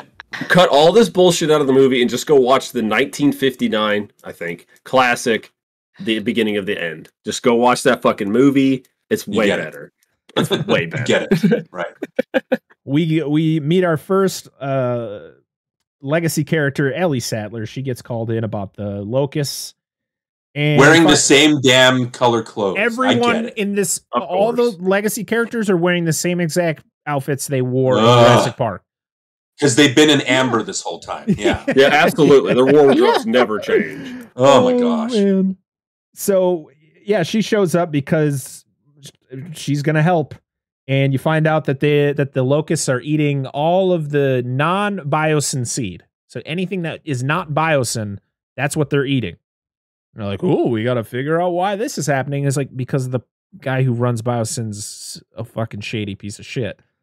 No, you don't say. Really? Biosyn. Yeah. We then get another added scene that did not need to be in this of Ellie talking with the kids about the locusts and what she does. And you're like, no one cares. We know what you do. Yeah, that was need this scene. And she takes a DNA sample of the locust. Yeah, they're like freaking out, screaming their heads off. in the one scene, and then the next scene, oh, let's feed it. It's a pet. It's Well, I mean, Nice. it's our friend now. admittedly, like if you got swarmed by locusts, it'd be kind of like that size. Like, oh shit, it's a football-sized locust. No. Cave crickets? Hate them forever. I'm not gonna start petting it because it's right there. I'd name him Gregory. No. I'm just telling you. Right now. No. I'm making more silly. Oh, It's This Lord. big. No. Well, even though we No. hate the locusts, I think Gregory's a good animatronic. I mean, it did give me the heebie-jeebies, I guess. So he did a good It was job. a nice practical effect. Yeah. yes. Yeah, so great, whatever. You can't deny that. But again, I what don't the like hell them. does this have to do with anything? You can touch their True. eyes. Remember, they don't They blink. don't care. So Dr. Grant's ugly. introduction into this movie is awful. Oh, it's fucking Ugh. terrible. So Poor guy. so this man is in his 70s, and yet he's still digging.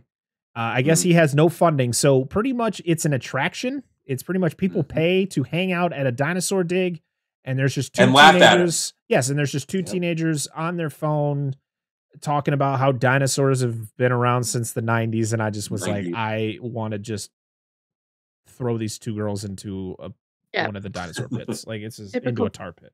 Teenagers. It's like Yeah. you guys remember your audiences, who your main target audiences are people from the 90s that grew up watching this movie. Do you know Do who you should have recall this? cameoed? You know who should have had cameo in this? I wish it was Billy up there yelling for Grant to come up. That would have been a great cameo. Billy from Oh, Jurassic really? Park 3. Yes. Oh man, that would have been great. No, half I most still people would not have even your remember. hat. Yeah, I think it'd be I'm great. sorry I fucked you over in that movie. Well, you got his hat. That's the important part. Yes. So we get Ellie and Alan reuniting. Of course, Alan's still in love with her. She talks about how her and Mark are no more, and her kids are in college. Can I just say, the third movie, when it's revealed, because again, it doesn't really dig into it in the first one, but when it's revealed that, because that's Alan's whole arc, like he likes kids, and then Ellie sees him with the kids, and they're going to be great parents. But when it cuts and it's the third one, and she's married to somebody else and kids, it's like, how anticlimactic is that? Like, I don't need to know this. Yeah. Like, I was already in my head that they got together. I don't need to know that she's separate. So I don't know if that's worse or if this is worse, where she says that she and Mark are no longer together, and I'm like, And he's give like, me I a got a break. chance. Yeah, I know where this is going. Like, it's more fan service that has nothing to do with anything. Yeah. You know what I mean? I don't know what's worse. So she tells Grant about the locusts and that she needs his help. They need to go to Biosyn to get a sample to prove that Biosyn is purposely doing this with the locusts. And at first, Grant's like, I don't want to do this. And to be honest, he should have just never did it. He should have just went with his gut and just said no. Yeah. He's got to chase that tail, though. He's got to chase. Yeah. Absolutely. If it was me, man. I'd Give it go up. after Laura Dern. I don't have a problem with that. There you go. Priorities. She's old enough to be my mom, but I'd still go after her. We're not stupid. Come on. Hey, Yeah. I mean, what's the age difference between her and Grant? Yeah, Like 23 It was- years, I think it was, something like that. She was Something like that. 23 for Jurassic Park, and he was like 46 or something He's like that. 44. He was Okay, 44. so it was like about 21. 21. She's Yeah. still of age. It's Yeah. fine. Holes is holes, bro. Jesus Christ, Dan. That's going to just be a quote for this goddamn show. Please. Holy shit. So Ellie and Alan, they fly to, I guess, it's like a sanctuary that is like the place that they store the dinosaurs until they bring it to Biosyn. Yeah, it's like a staging area. Or Yeah. This- quarantining. This is where I started to ask questions. Why do they need to show up in a plane to talk and then go in another plane Yeah. to get? Why don't just have one scene in a plane? Why are there two scenes of them in a plane? Yeah. I Just don't waiting. I know. I'm just waiting for Alan to wake up and a rapper look over him and go, Oh Alan. my god. Dude, that would have made this movie so much fucking better. I'm telling you. God. So, but we get the same sort of scene that we got in Jurassic Park, where the ranger, or whatever she is very much like the Dr. Harding from Jurassic Park, the guy who's with the sick Triceratops. She talks just like him, the way that they interact with each other, and of course, Laura Dern is petting it, and she says like, "Oh, this never gets old." It's like you almost died from dinosaurs, so I'd say this gets old. Yeah, I get it. Fan service. Let's move on, guys. Like, Yeah. Yeah, I know. movie. Let's get to the next scene. Movie. So No, again, we gotta have the love interest. Way too much of that shit. Yeah. We gotta have the love interest in every movie. So again, Maisie makes poor decisions because she sees Beta, who is a baby raptor, meaning, oh, there must be a mama raptor somewhere, right? Oh, let's go up to it and try to feed it. I'm like, what Toast. are you doing? Why It ain't gonna eat toast. Why would it want toast? Why would it want jelly? Like, no, Beta. Like, you don't want jelly, man. Like, stop putting things in your mouth. Blue shows up, and Owen does his hand thing. Freeze! Stop it, Raptor. Yes. I have expected to just have a rolled up newspaper. Yeah. Don't pee on my lawn. Oh Lord, of all freaking dinosaurs, there's stupid. Again, Always it's the same thing in Always Jurassic that World. Same stance. So it's this. In it's Jurassic this. World, I Like, don't mind the hand. I don't mind the hand in that one. But again, by the third movie with him, when he's still doing the hand, it's another. Come on, what is this? there's a YouTube channel we've watched that makes fun of that. It's fucking hilarious. Kentucky Ballistics. He's Tactical got T-Rex. tactical T-Rex, and he like beats him with a fucking newspaper. It's hilarious. Solidifies that scene. Way I'll better. be checking that out. So Blue and Beta, they go into the woods, and what logical thing you should do is follow them. And Oh find yeah, where their nests are, and then separate somehow. So why wasn't Maisie with Owen? I don't know. Oh, well, that's right. He tells Maisie to stay back, and she just follows him in later. because your instincts like, okay, there's two creatures that would very easily kill me. I'm gonna go with Dad. Into the heart of the danger. She takes her bike though, right? She takes her bike to the bridge, and then she gets The bridge. pinned between the two people. She's doing this because she's tired of them telling her what to do. I understand She's being that. the typical teenager. I know, but like But instinctually, I'm pretty like sure this is the scene where in one scene it's a solid wall, and in another scene it's a door. Like it's an extra door to her going outside. And I'm like, where did that door come from? yeah, I know. I'm just saying, like instinctually, I would be like, all right, kids, I'm going in this row of trees outside of our house to go chase a mountain lion, and I've got a shotgun. And my kid's like, I want to go with you. My kid should be like, Dad, probably don't go.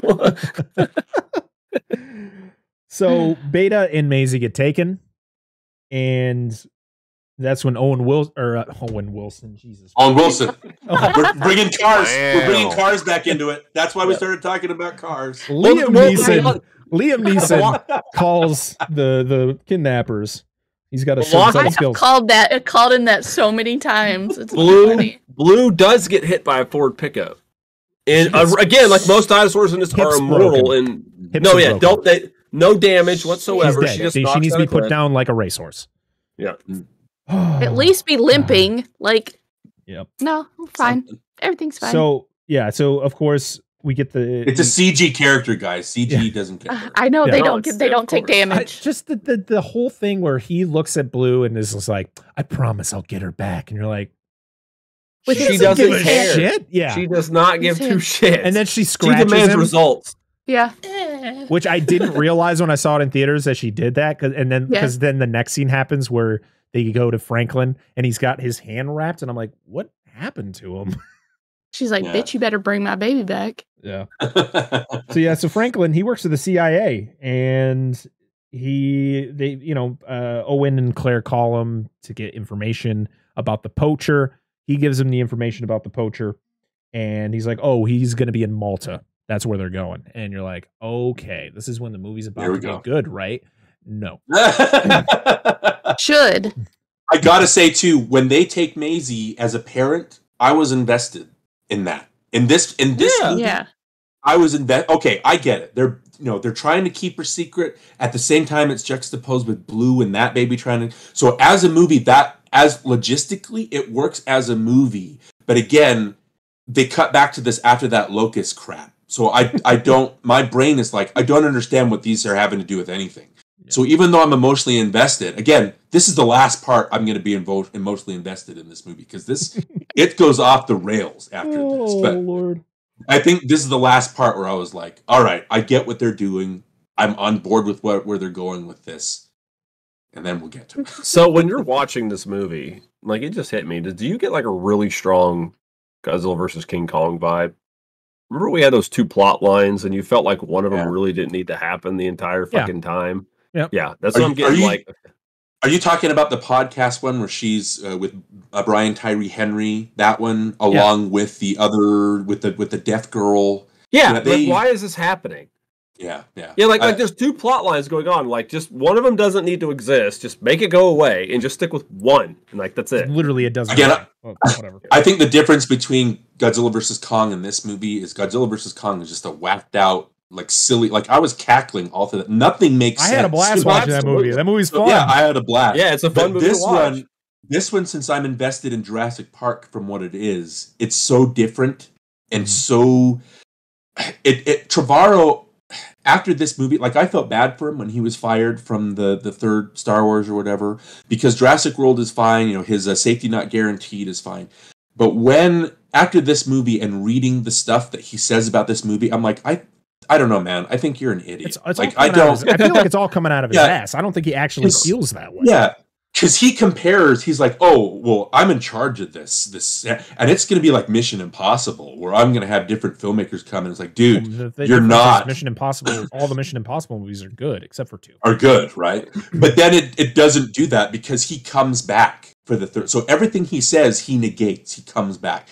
He says, oh, I want to make, if I'm going to come back for this third one, I want to make it closer in spirit to the first Jurassic Park. And I'm like, where in the hell in Jurassic Park is there a spy chase? Where is that? Like, how is this closer to the tone of the movie? I don't think he knows what he's doing. Well, I agree. And Darin, you've probably listened to our other stuff, and that's my problem with after the third Jurassic Park movie, these just turn into action movies. Yeah. Like, that's all they are. There's no... Again, Jurassic World, like I said, it has that point. They're making a point that hadn't happened since the first Jurassic Park. The first Jurassic Park is the nature versus technology. That's what it's commenting on. Jurassic World is commenting on the, we're bigger, better, that kind of thing. We're too used to that stuff. And that's why I was like, well, that's it. And then I don't know what these listening to Fallen Kingdom and watching this movie, I don't know what these last two are about. Like, it's just action nonsense. It is. I agree. So Alan and Ellie meet Ramsey. He works for Biosyn. He's going to give them a nice tour of the Biosyn compound. They talk about they see the Dreadnoughtus, which was cool for 10 seconds. And they talk about how there's a bigger predator, the Giga. And you're like, cool. And they show it. You're like, cool. Wow. And then they talk about they have to do the whole thing where it's like, the T-Rex just showed up right before you are coming. And of course you got Alan going, you got the T-Rex? And it's like, there it is, everybody. There's it. Leo pointing at the screen. There it is. Well, I'm surprised, they should have flip-flopped this. Like, the Giganotosaurus should have been in Jurassic World. And but they wanted that Indominus should have been in this movie. They wanted that whole splicing, because genetics, right? That's what they're doing in this. But I felt like for the big boss creature, they went in the opposite order. Because the hybrid should have been the big bad guy. Like, he was the villain. He was a monster. He was not an actual creature, and they just went backwards. Yeah. So we meet Lewis Dodson, and he's fun. I don't know if is he supposed to have something like wrong with him? Yeah. When he's asking, do you have my food? Like, do you have my food? It's like, what food? It's like, oh, okay. Like, he's they're giving him quirks. Like the Vincent D'Onofrio character in Jurassic World has nothing going on, that big hunter guy. But D'Onofrio's trying to give him something because D'Onofrio's that kind of actor. I think what is his name? Campbell Scott. Campbell Scott. He's trying to give him something, but again, it's interesting here. It gets ridiculous and silly the more that we know this character. Yeah. To your point, Angela, where he's literally throwing a tantrum. Like, hitting the chair. Slapping the chair. I'm like, what the hell? Are you a toddler? So supposedly I don't understand. He's reflective of, he's supposed to be modeled after Steve Jobs. Because I guess Steve Jobs was very similar to this, like the way that his mannerisms were. I don't know. It's like he's punching the air. What does it matter? Him to be this eccentric billionaire who just thinks he can do whatever he wants with no repercussions. That's literally all he was. And to be honest, he was just a generic bad guy. Yep. They wanted to give these weird quirks that just made him the worst. He just was terrible. I think I enjoy a lot of stuff that Campbell Scott has done. He was in House of Cards. before Kevin Spacey ruined it. He's been in a lot of stuff that I like, but like I just did not like the direction he took this character. And I understand he was a character that you literally saw for 30 seconds in the original movie, but he didn't really put off that type of vibe even then. But it's also a different actor as well too. So he turns out to be zero threat. We'll get to it, but I don't. There's so much of the rest of the movie is going to take me out of what's happening because none of the motivations make sense for anything that anybody does for the rest of the movie. So we'll talk about it. So Malcolm is given a speech. He works at Biosyn now. And he's given a speech in front of a student. It's kind of very reminiscent of felt like Indiana Jones, felt like Raiders of the Lost Ark, the scene in the classroom where you got the girls that like close their eyes, they got like I love you or whatever on them, but they don't have it like that. But it just felt that way because they would like show the women and they just look like they're very wooed by Jeff. I mean, listen, I'm always wooed by Jeff Goldblum, but it just felt like that. And he's wearing the same clothes. God. So we get the final reunion between all the legacy characters. Yay! We so they all meet up and they're talking about the whole locusts and Malcolm is like, oh, well, this is what I'm actually doing here. I'm actually, I'm infiltrating because I know that there's something shady going on. And that whole sequence, what is happening? It's terrible. The whole you're using scene. What was that? Like, how is this staged? What is this? What's happening? Let me feel this. When he's doing the cappuccino, is that supposed to? I guess it's supposed to be loud enough that they can't hear him talking. It's not that loud. How is this staged? And then it's a funny scene with Alan Grant going, I don't want this. Like, what is happening? The barista this is not staged at all. While no one is listening to him, like they're all talking to each other, and the barista, you could still hear his voice. I'm like, no one would do this. You would just stop talking and wait for someone to interact with you, not just keep going. Yeah. And the barista was this whole thing was dumb. It was dumb. Sustainable bamboo. It is sustainable bamboo. Like, no. So Malcolm gives Ellie his all access bracelet. And clearly, I guess Lewis is spying on him up there. He knows what's going on. Something shady's happening. Woo's still around, and he needs a haircut. And he is talking with Dodson, and Dodson is telling him about how they got Maisie and they got Beta, and he tell him the fact of like that Blue had a baby without mating, and he's like, oh, that's impossible. And it's like, no, it's not, because it happened in the first Jurassic Park. What are you talking about? And yeah, it's just a really forgettable interaction because everything that Lewis does just sucks. So is BD Wong, is he acting morose on purpose, or is he literally like, I can't believe this is where my career is at? I mean, he probably got a really good paycheck, so I don't think he's that bummed out. I just think his character, they're trying to show sympathy for this character. Like, they're like, feel bad for Wu because he feels bad for everything he's done. He's like, no, Wu's always been an evil person. Like, they made Wu an evil scientist in Jurassic World, and then they made him a bigger evil scientist in Jurassic World Fallen Kingdom. And the only reason he feels bad is because the dinosaurs got out, and it wasn't even him. But again, it's the Barbasol canister in human form. Like, what point does he serve in the first Jurassic Park? He's not an important character. He's not. He's just there to give exposition. Why has he become an important part of the mythos? I don't know. Why is that's a great question. If you watch the first Jurassic Park and you see Wu, and then you skip to this one, it's like, how did that character become this character? Well, the reason he is inconsequential for the most part in the first movie is he dies in the novel. Yeah, he is killed by the Velociraptor. He gets his guts ripped out. Right? Yeah. Yeah. He's not important. I mean, feel like he's been used. I mean, that's ultimately what he was. Like, he was a used asset. But he finally realizes. Yeah, he finally realized that, I've been used. He's been exploited like the dinosaurs were exploited. Because he's smart. He is book smart, not street smart. Yeah. But again, cut him from this movie. We lose 10 minutes. We lose the locusts. Oh God, Yeah. dude! Use If we the cut it from this whole- movie, we would gain so fucking Yeah. much. That's okay. Yeah, so we find out that he created the locusts under the direction of course. Dodson. We then meet this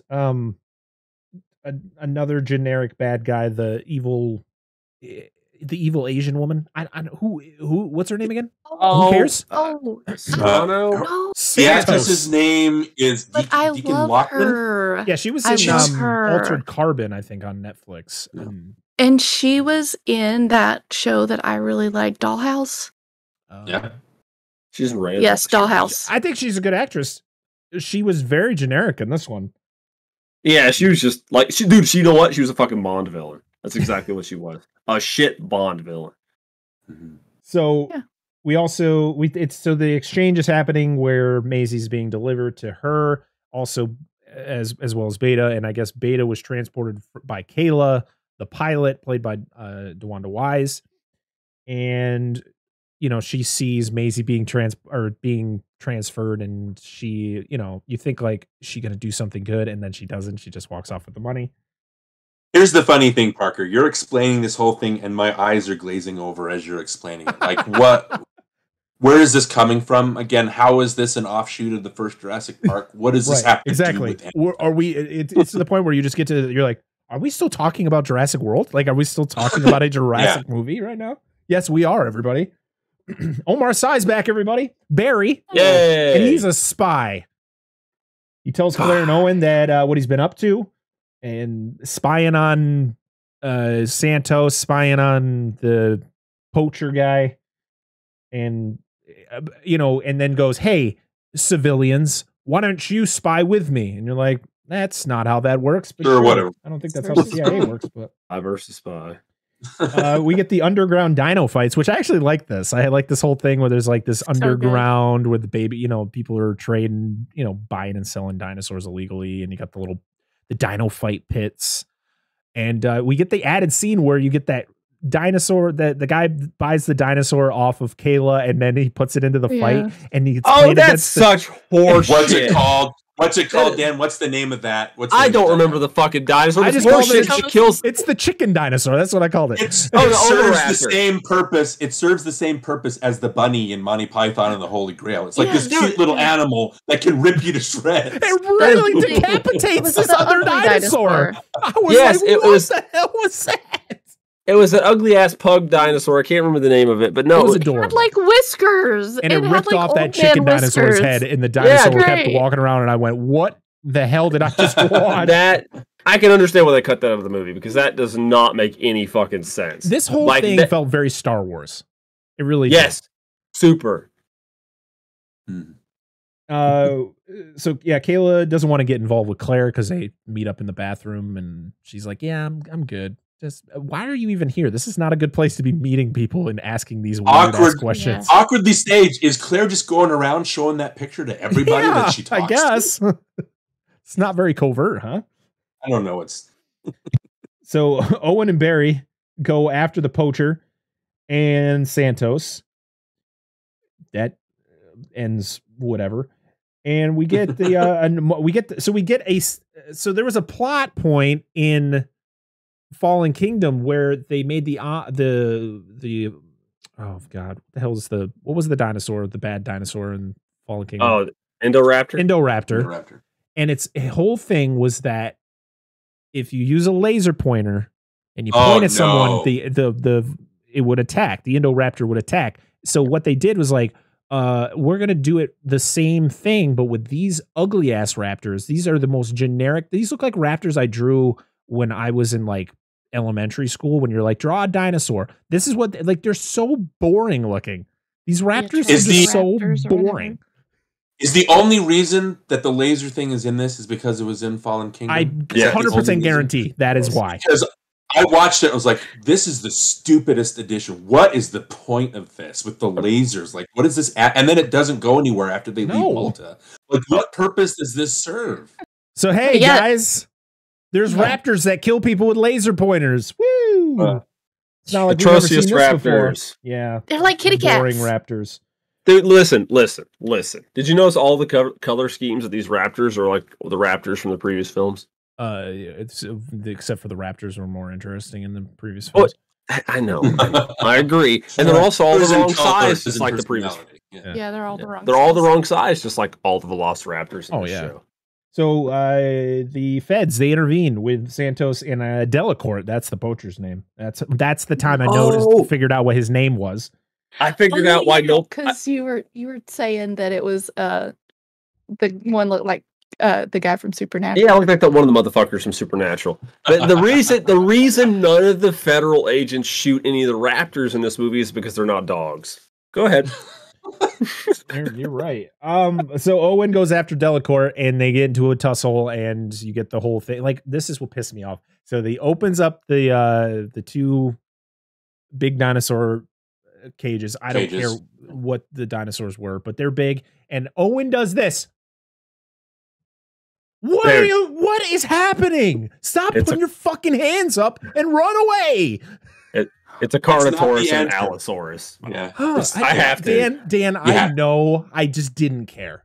I was like, I know what these dinosaurs are, but I just don't care. So Delacourt dies. He gets eaten by a baby baryonyx, right? That's what it was. Yep. He's already got his arms chewed off. Well, one of them's getting eaten by a baby Carnosaur, and the other one's literally just—it's like a pug chewing on his sleeve. Yeah, he's got his sleeve. Like, oh, this is such an inconvenience. My jacket. Yes. Yeah. So Santos lets the raptors free. Omar is put in the same exact situation that he was put in the first movie, where he gets pinned in the log in Jurassic World, and now he's pinned in a boat. Holy crap. Dude, I can't get the top of this boat open. It's almost like I don't have a gun to shoot the fucking lock or blow the window out. Holy shit. So Claire goes after Santos and she's got a dinosaur industrial taser and she zaps Santos. And what does Santos say? You don't use those. Don't use it on humans. I mean, it'll work. Why is that in the dialogue? Exactly. God. Use it on her, damn it. Oh, I would have been like, no, I am going to use it on you. And then Claire outruns a raptor. Yeah, here's the part that I'm gonna get into the action scenes. Okay. This is another thing that Sad Hill Devin brought up on Twitter. This scene in this kitchen is so awkwardly shot that I have no idea where anybody's standing at a certain point. Like, she's got Santos down on the ground. They have that dialogue. It shows like a raptor coming in. By the time you cut back, all of a sudden Santos is on her feet. She's in the hallway. Where's the raptor at this point? She points the laser so awkwardly like this. There's no room for any. Here's the thing that I really hate about this movie. Okay, if you take any scene from the first Jurassic Park, regardless of what you think about the characters or any of the flaws that are happening, take the T-Rex breakout scene, take the kitchen scene, take the scene where Muldoon is attacked by those raptors. Those scenes are so perfectly, masterfully directed. Spielberg is such a great director that there's so much joy in every move every character makes. There's so much joy in the choreography of the camera. You always know where you are. Compare the closest I have is the raptor in the kitchen scene. Okay, remember that scene? How well is it directed? How suspenseful is it? How well do you know where the kids are versus where the dinosaurs are? Yep. Even the cabinets are pointed in a certain direction where your eyes go to where Spielberg wants you to go. Okay, yep. That scene is so well directed. Compare this to this damn kitchen scene where I have no idea where anybody is. The camera is doing these weird whip pans. I have no idea the laser thing, how Claire knows what's going on. She runs out. This is even before we get into the Bourne ultimatum shit. That's going to happen. Okay, God, it's Jason Bourne. But this is every Trevorrow scene. Every scene that he directs, even going back to that cappuccino scene, is so awkwardly shot. It's night and day compared with how Spielberg directs this movie. When I started nitpicking this movie, I had a friend that was like, "Come on, man, it's a movie about dinosaurs," and I'm like, "It really but is." But the first Jurassic Park wasn't this dumb. It wasn't this stupid. How did we get here? Doesn't matter what it's about. You could make a movie good, probably about just about anything. Again, I'm bringing it up. Top Gun Maverick. It's not the plane, it's the pilot. You know what I mean? You can do whatever you want, but you got to have somebody in the driver's seat to make it work. If again, we're talking about, and I asked my wife this, there are huge continuity gaps in Jurassic Park. When the Tyrannosaur comes through the gate, where in the hell does that 60-foot drop come all of a sudden? Yeah, we've talked about this, yeah. You know what I'm talking about? Yeah. When you have Timmy, who's been shocked by the electric fence we've talked, his hair is how high? Mm-hmm. And it cuts, and they're hiding in the kitchen before the raptors come in. It cuts to Ellie, and she's like, well, they're safe as long as the raptors can't open doors. It cuts back. You see the raptor open the door. When you cut back to Timmy, his hair is wet, and it's combed. It's not frizzy anymore.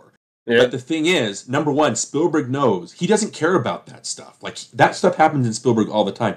But he doesn't care because he's got you in his grip. The moment is working dramatically, emotionally, so you don't give two shits about the continuity errors. You're just invested in that moment. With Timmy, it's going to be hard to be invested in that moment if his hair is frizzy, right?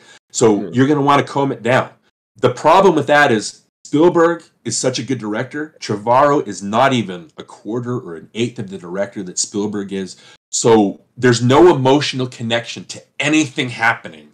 So all of a sudden, instead of being invested, my brain is looking for the flaws. And I'm finding them all over the place in this stupid piece of shit movie. I'm finding them all over the place because I don't care. He doesn't have me in his grip.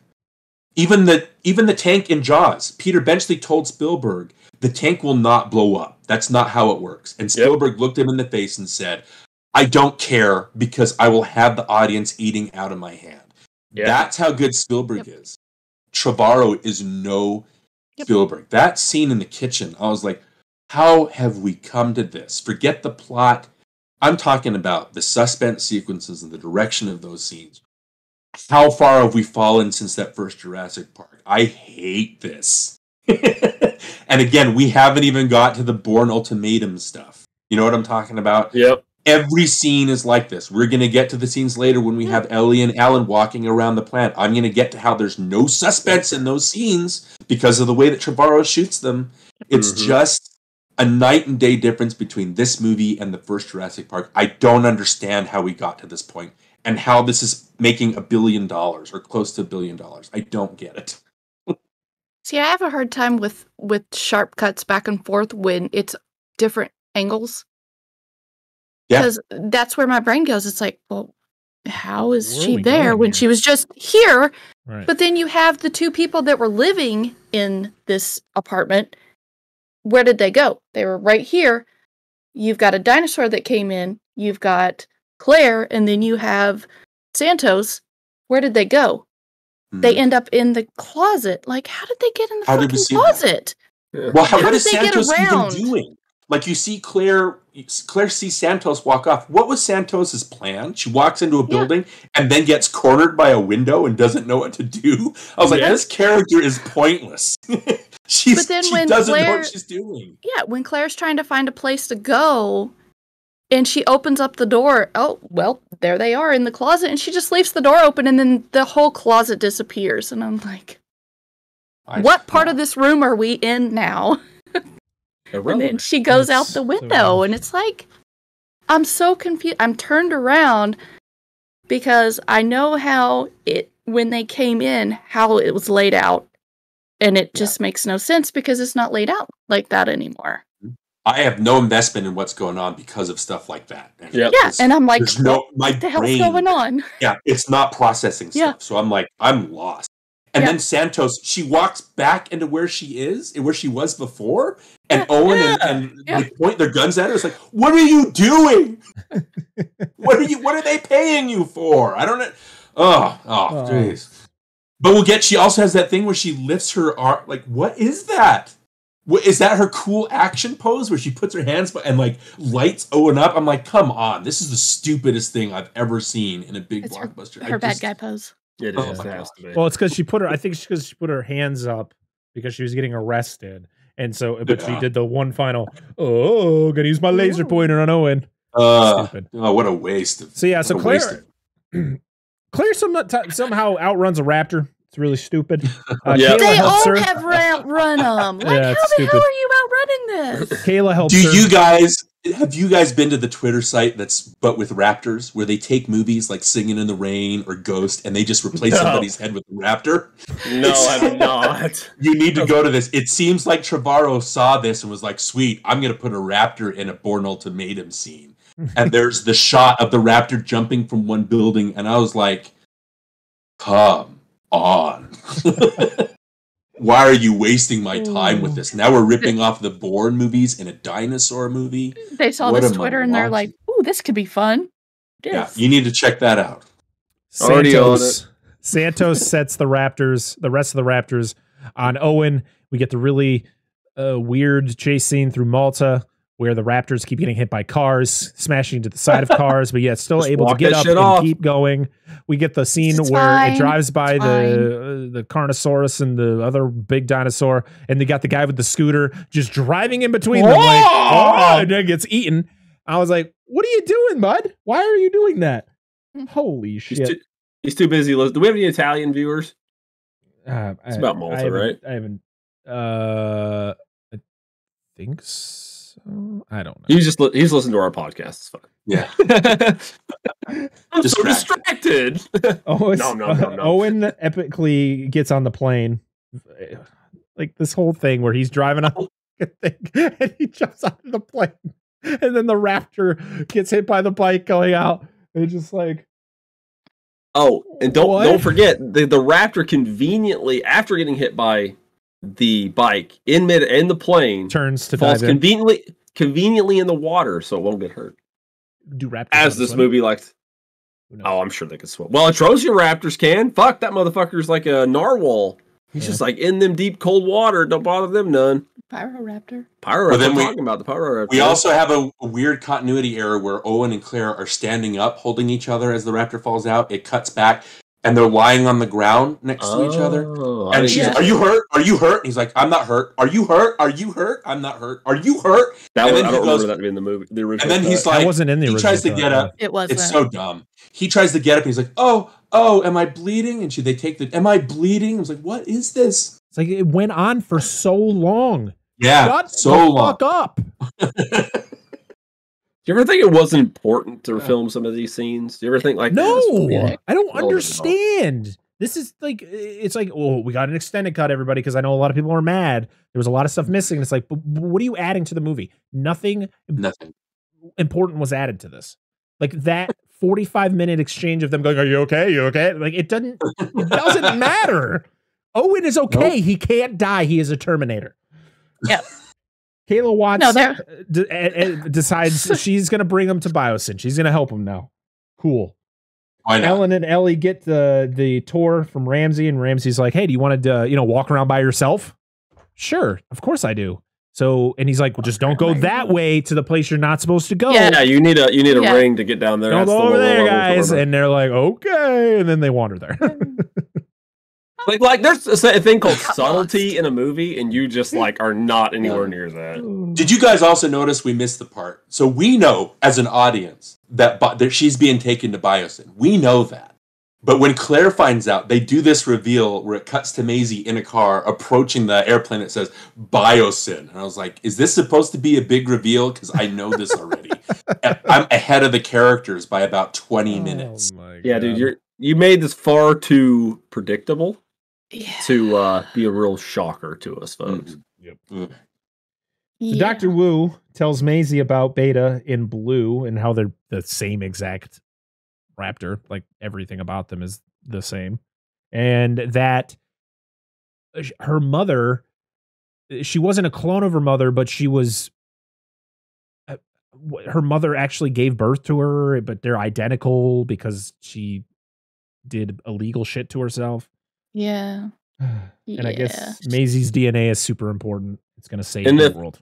And this whole thing felt like, wow, what a pointless retcon. Yeah. Yeah. Oh, but Like they now could've- you go ahead, Dan. Sorry. They finished the last movie like, what the fuck do we do with Maisie? Like, I don't my know. We need to gosh. retcon the fuck out of this. That's since the last movie, and I'm just like, Adding But her to now begin we've with tied was the stupid. plots together.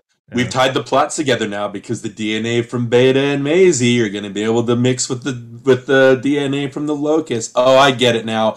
It's stupid. Yes, exactly. They turned the temperature way up so it would melt faster. Yeah. So Ellie and Alan find the locust to get a sample, which is just the fact that they put them on this mission pisses me off so much. Like, you bring these characters back to play with bugs. They're just hanging out with bugs. Yeah. Maisie discovers her blood can stop the locust, and she helps Beta escape. And then she's like a really weird scene where it's Dr. Wu and Dodson in the other side of the glass talking in front of a giant pane of glass. They can see her every move, but they're too busy looking at each other to notice her stand up and walk over and release the dinosaur. What is with the staging in this? I don't believe. You talk about Ellie and Alan. Where is the stupid suspense in that? There is no scene. You're sneaking around, but nobody is around. There's nobody there. Like they're not getting in any trouble. And then when Dodson finds out that they're there, he doesn't do anything about it.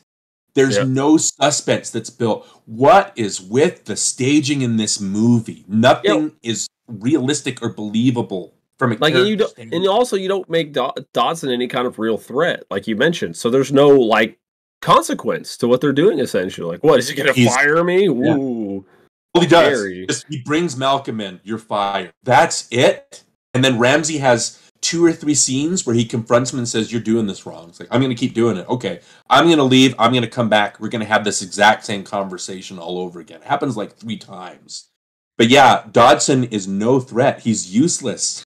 Yep. What does he do? He burns the locust to cover up evidence, but he ends up burning down his facility?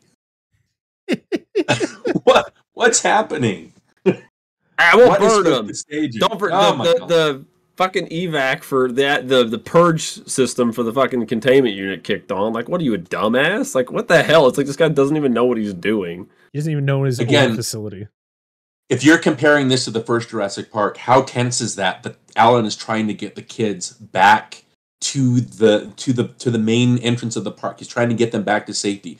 We're building all this suspense. How tense is that whole thing? They're on the electric fence. That whole scene. Yeah, everything is so tense. Well, there's danger around every corner, and it's just none of that. Like there's none of that here. And the problem is this is what I've talked about in the original films compared to the newer trilogy. Is everything so actiony and plot armor? Like, everybody feels like, oh, they're main characters, nothing could possibly happen to them. Like, there's no, like, in the original film, 3 films, all the characters, for the most part, just feel like regular people. They're not drop-kicking raptors off motorcycles or any goofy shit like the outside of the gymnastics scene from Lost World. Just gloss over that. No, it's dumb as fuck. They cut you from the team? No, anyway, none of that shit. But outside of that, for the most part, they just feel like regular people. Like, especially in the first movie, nobody's an action hero. Nobody's really good, like blasted dinosaurs left and right. None of that shit. They're just regular people in an extreme situation. It's always like Die Hard 1 John McClane versus Die Hard 4 John McClane. Exactly. They're superheroes at this point. They're not. Exactly. But like you don't have that. Like in this movie, like you said, there's no tension. Nobody's following them. Nobody's watching anybody. So it doesn't fucking matter. There's no repercussion. It is. Oh, yeah. So Maisie and Alan and Ellie, they get stuck in the containment unit, and it's supposed to be like, oh no, but it's not. It's, they're going to make it out. And then they meet Maisie, and it's a very awkward introduction. And somehow she knows who they are. Cool. Everybody knows who Ellie Sadler and Alan Grant are because they were on the original first Jurassic Park. Yeah, she watched the movie. Yeah. And also, exactly. Also, like, what's the scary part about the locusts? Nothing. Like they don't do anything. They're attacking. Like if they had shown like the locusts earlier, instead of the kids getting run to the barn, like in malls and like kill somebody, then there might be some threat to them. Like, no, they're just an annoyance. Well, I mean, she's got pieces missing out of her. Yeah, but like nobody gets hurt. There was no precedence. The locusts are like moths. Yeah. Exactly. Remember the park worker at the beginning of Jurassic Park with the Velociraptors. That whole scene with Muldoon, shoot, ha, all that shit. Yes. If you would have got a scene similar to that with the locust would have been more of a threat. But they're just not. He dropped his sausage. The dinosaur just wanted sausage. If you played Lego Jurassic World, dinosaur just wanted banana. sausage.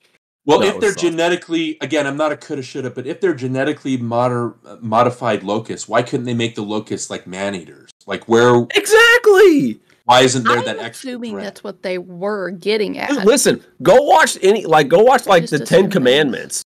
When like the fucking plagues of Egypt with locusts, that shit made them more impactful. See, this is what I thought this movie was all about. Like, Or the we're Mummy. just, From 1990. Yes, we're getting the plagues. Benny. Well- I'm on the right side of the river. Malcolm talks about that. He talks about how like we're screwing the world. He does have that line. It's like, well, Alan Grant says, "What's wrong with you?" It's like, well, the world's coming to an end, and I plan on spending my time the way we all spend our time, squandering it. Like, so they talk about the end of the world, and the locust could have been an interesting idea, but it doesn't go anywhere. They don't do anything with that. Yep. So it's who said earlier that this movie doesn't know what it wants to be. I did many times. Yeah, Parker, I there are have no idea. there are so We've many all interesting kinda things hit happening. on- Yeah, It's like if you turn on a porno, right? And this guy rolls up at this lady's house like, "Ma'am, I'm here to fix your pipes." But instead of railing her, they just sit down on He the couch. fixes and have the an engaged- pipes. He does, and they have an engaging conversation. Nobody has sex. Like, what the fuck's going on here? This is not what I signed up for. Why is Not this what I- X-rated? life is so much simpler when it's arranged in porno terms. I think. Absolutely. Dan does that a lot. I'm just here to keep the playing field level for some of our viewers. It's all right, guys. Okay, so Kayla, she's trying to land the plane. She doesn't get authorization. You get the stupid interaction between her. Like it's supposed to be that humor they're trying to force into this movie. And listen, most of the time I'm okay with it, but like in this, it doesn't make sense for this movie. The whole interaction between Kayla and Denise, you're like, stop it. Stop this. It's what? unnecessary. But it's a different, Another scene it's that a has no- different Denise from what was Who cares? it? Again? Okay. Like, literally, who Counts. fucking cares? Yeah, but there's no precedence. There's no precedence. No. So they turn the ADS off, which is the anti Dinosaur. pterosaur I'm system. assuming it's like a And- defense system. Yeah, and they're like, "Oh, I think it's gone." And then the big giant thing attacks the plane, tears it apart, and they That's a send plane, Claire right? out. They send Claire out, and then they crash, and they survive With no emotional impact.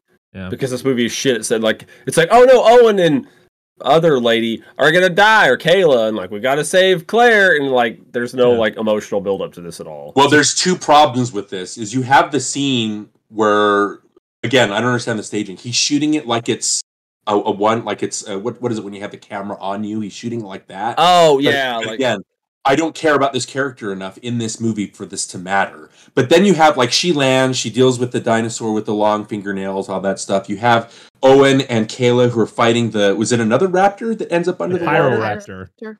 Okay, Yeah, so they deal with Pyroraptor. that. But then there's no, they try to find each other. When Claire is almost attacked by the Dilophosaurus, all of a sudden Owen and Kayla are there. Why did we have any of that if they're just going to end up together? Like, you could have taken all that stuff out and it would have land the plane, show up at this place. There's no dramatic or emotional difference to what's happening. I don't. Listen, you just covered a bunch of these notes. Fuck everything else. There you go. Well, hey, I will say this: the Therizinosaurus I still stand by is a great fucking scene. It's not like phenomenal, but as far as this movie goes, it is a cool scene. I like how it goes. The whole payoff. There's almost no dialogue from Claire. It's just her trying to get away from this, and it fucking whomps Bambi's mom. Well, it is a pretty it's a pretty suspenseful. No, that is scene, I probably thought- one of the most suspenseful scenes Yes! of this entire movie. Because you're thinking, hey, she's gonna get got. Like it may not can see her, but it can either smell her or sense her. It's gonna get her. I But just feel it was the pointless. whole like It the didn't whole need to be her in the going movie. in the water. Even when Trevorrow has a scene that's effective like that, it serves no purpose. So there's No. still Yeah. something wrong with it. It was This guy hey guys, can't- look at this new Yes. dinosaur. Look at this new dinosaur. Oh, and it's got feathers on it because everyone was bitching that these Ooh. dinosaurs didn't have feathers. And it's like, we don't care anymore. We understand what Between- real dinosaurs look like compared to Exactly. Steven Spielberg's versions of dinosaurs. Exactly. Which Well, who But cares? between that and the Pyroraptor, Oh, God. it's like, why are you introducing these dinosaurs, but there's no end game to introducing this. Okay, It's there and it's not. Like, okay. So we could go to the Pyroraptor scene for a second. So they crash land on the ice. They're like, "Oh shit, that was scary." I'm glad that plot armor kept us alive. And then this Pyroraptor comes down. It's really kind of a cool scene when you first see it. You get the reveal cool. of it. I like the design. It's a really cool beautiful design. You see the snow like flowing off the body. It's pretty, and you're like, "Oh shit!" And then the thing shifts, and the ice opens up. And the Pyroraptor's like, "I'm not an aquatic. Organism, but I'm gonna jump right in that fucking water because that makes 100% sense in this scene."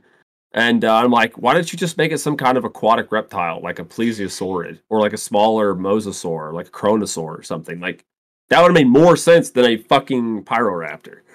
It could have been a cool... Could have gone underwater. Yeah, well, there's no plesiosaurids at all. Make it a plesiosaurus. Yeah, why didn't you have a good suspenseful sequence where they're trying to get across the ice that's already cracking? That's something. Again, that's my favorite. You don't even need a dinosaur. Because I love that. I love that noise. The cracking. That's probably the best sequence in all of The Lost World, where Sarah's like, I love that sequence in the trailers where she's trying to move and the glass is cracking. That glass, I mean, yeah. Yeah, so perfect. And so that's, again, another callback to that. But why don't you do that? And on top of this threat of, we got to walk slow because the ice is cracking, all of a sudden they see a dinosaur moving underneath the ice. And then you have a sequence that builds from there. Like, why does this flying dinosaur have to? Why do they have so many raptors? Yeah, on this island, and the fact that they take off running, it's like the ice is cracking. Why are you just running? Wandering around, like what? Where? I don't know. But the fact is that Owen falls in the ice and then jumps out of the ice like a goddamn porpoise. Like, what the fuck? And then he doesn't catch hypothermia. Like, this man, he's fine. He's not wet at all. He's when he first comes out, but when he gets on the ice, he's dry. Yeah. We find out that Ramsey is a good guy.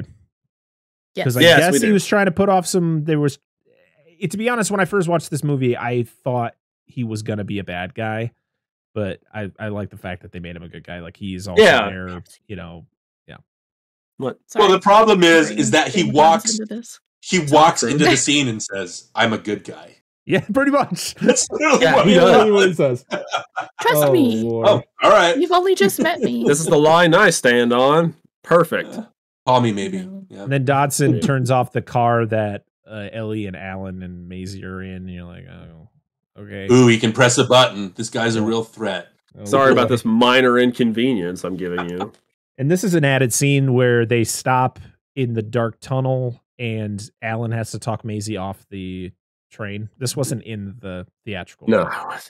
So another scene of pointless bullshit of Alan going, "Come on, Maisie, it's okay. You always got to venture. Sometimes you got to venture into those dark tunnels." And she's just like, "Okay, sure." You know, like, I will agree with you for the convenience of the film. That's what she's been doing the whole movie. Yeah. Like in the beginning, she's trying to get away and trying to get into society, and she's not supposed to. Like, she's the one that escapes from that giant pane of glass that apparently they can't see her through. And all of a sudden, she's going to be afraid. I just didn't buy that moment. Malcolm confronts Dodson and gets fired. Oh no! Yeah, fired. It's a great scene. Kayla and Owen find the chair that Claire was in from the plane, and they run into the T-Rex, and it's the original T-Rex. Everybody, it's the original one from Jurassic Park. Just so we care.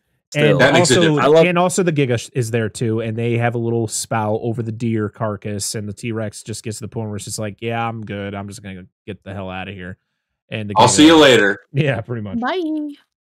And we get more Alan and Ellie relationship crap that is just so late that it doesn't matter anymore.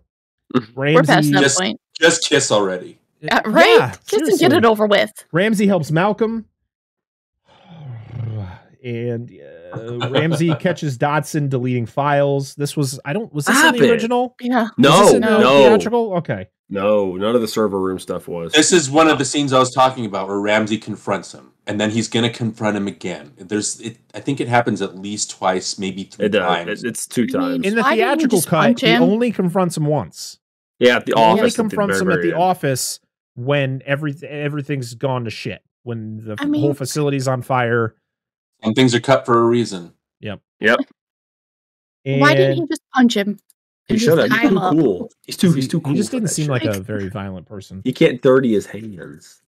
He's Yeah, I 6'2", and the other literally guy's Dodson- 5'11". He's got Just kicking meat his on him. dick. Yeah, Literally, just kick Dodson it. has no care in the world for what he's doing. Like he No, doesn't he doesn't care that give a he's shit. destroying the world.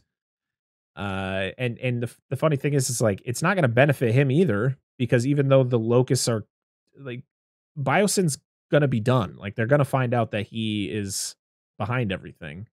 See, and the worst part about this is it's not even like like so what, this happens, I'm a villain, I'll rebuild again from the scraps. It's just like an apathetic, like whatever. He's Like it's like his lack of concern. Jobs. Like his The lack of character makes- concern. He makes no sense, like motivation. Why he's not good at what he does. He's not smart. He doesn't know how to work anything. He releases or sets them on fire and sets this thing in flames. Which again, we talked about this. It leads to that tantrum. It's like, is this guy a threat? Like he's never at any point a threat. He never No, he's does not. anything besides pressing a button and stopping the car that Alan and Ellie are on. Like, Yeah. It's ridiculous. Alan, Ellie, and Maisie, they get attacked by some dinosaurs in the cave, and this whole scene did not need to happen. It's not dinosaurs. I don't care, Dan. I just don't care anymore. I am so spent right now from talking about this fucking movie. we are on hour 5. Yeah, we're getting close to the runtime of this movie. Yeah. 3 man. hours later. I'm having fun talking to you guys about this movie, but reading this plot is just like, fuck, do I even care anymore? Can we just skip We to don't. the end? Only another 40 minutes of the movie to go. Claire, Yeah, I'm Pretty much. so yeah, Fast so they get forward. attacked. They get Yes. attacked by the plated lizards. There you go, Dan. That's what I'll. They're proto mammals. They're dimetrodon. That's what they're. They're called. reptiles. Reptiles. They Call them look reptiles. so good. Because they're not They do look dinosaurs. They're cool. just Don't reptiles. get me wrong, they do look cool, but the whole thing with them getting pinned by them, and then Malcolm shows up and is like, "We need a code," and then they're getting mad at Malcolm because Malcolm doesn't know the But why code would that he he didn't know he know? Yeah. needed. I understand Yeah. they're like facing death, but it's like, stop screaming at him. He doesn't know the code. Yeah, like Ramsey saves the day. You know, they could have just skipped. They could have shown the Dimetrodons in passing, and then skip to where Ramsey helps Ian with the code, and then just cut all of it out. This movie could have I- been less than 2 hours. I did laugh at the part. It's I laughed at the part where Malcolm was Hour and like, 30. Miles Davis's birthday. Yeah, like, Yes. what? Okay. Yeah. So Why would that random. be the code? Oh Lord. Like, Ian, stop thinking of things Yeah. you know and think of things that other people would know. Well, he is up his own ass. I So know Claire- he is up his own ass, and that's all he cares. So Claire finds the outpost, and she gets confronted by some Dilophosauruses, and I was like, yes, finally! And they look good Yes, because they're all practical. You hear the Yep. sound; it's very that's I the love nostalgia their- I want to see. They're A chirp. dinosaur that I've been Oh, wanting yeah. to see in another Yes. Jurassic film since the beginning. Yes. And they look good until Owen walks up and chokes one out, and I went, "Fuck this movie!" Even more. Yes. Are you Okay. serious? He just walks So- up and starts choking out a Diloph. He just grabs it, and it's like, how? Like, I just So- I just wanted to get up and walk out of the room. Like, are you fucking Yes. serious? So Hmm. anyway, this scene, my biggest problem with this scene, right, is the ladder's coming down.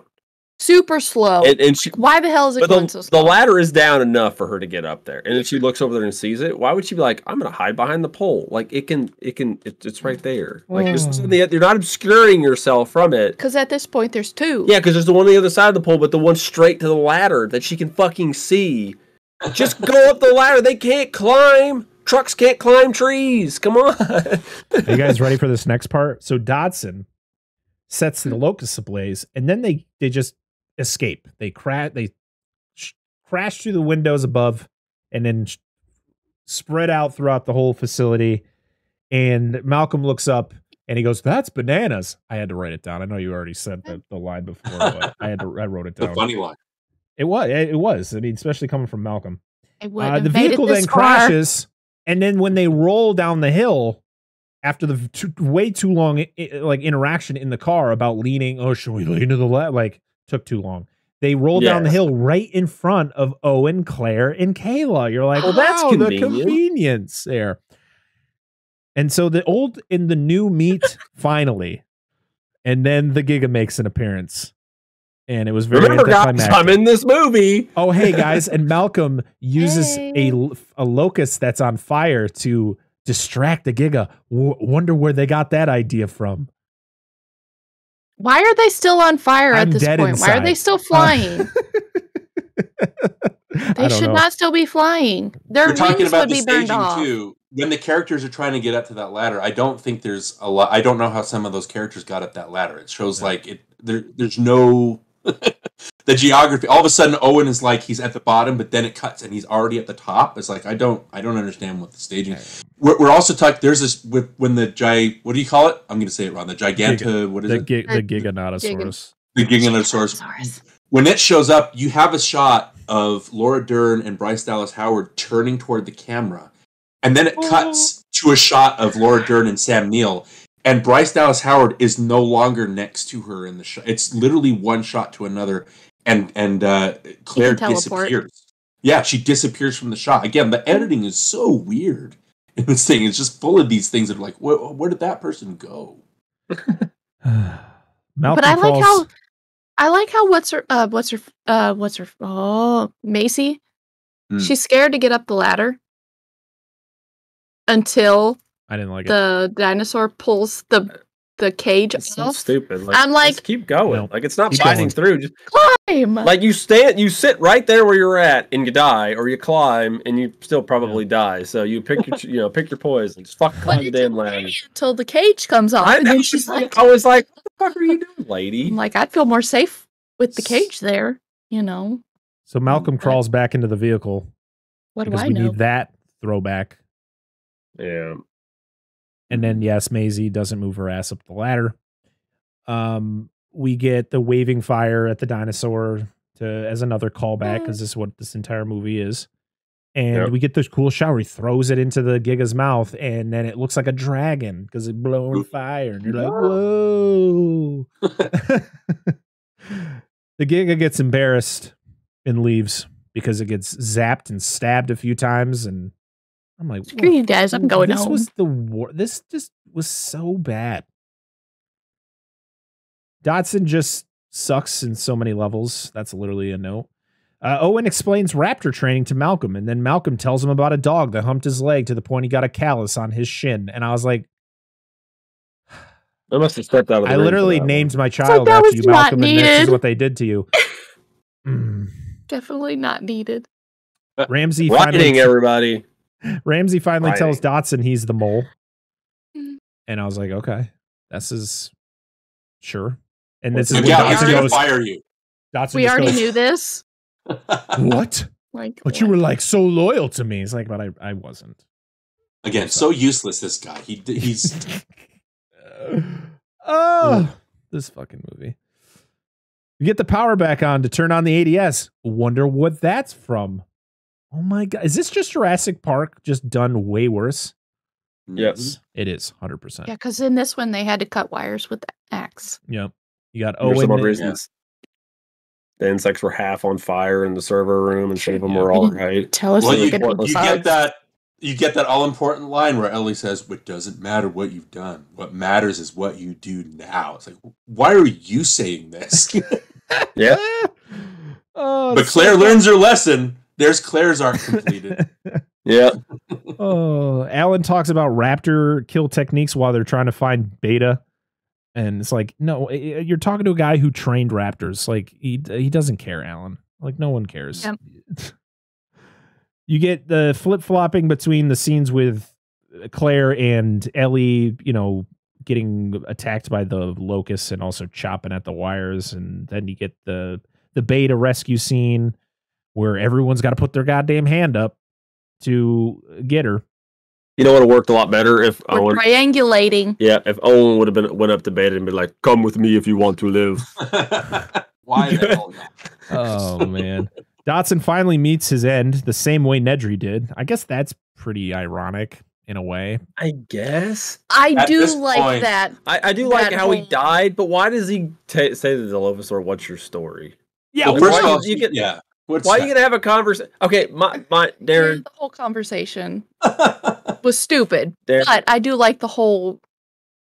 Yeah, I like how he died, and I like how it's all like animatronics, it's all practical effects, and it looks great. I And, got a like- point to make, but what did you want to ask? Oh, I was gonna say, and just so you know, if you didn't know this, Dilophosaurus are my favorite dinosaur, and they're actually about 6 feet tall at the hip, so they're bigger than Velociraptors are in these movies in They're real like life. 20 feet long.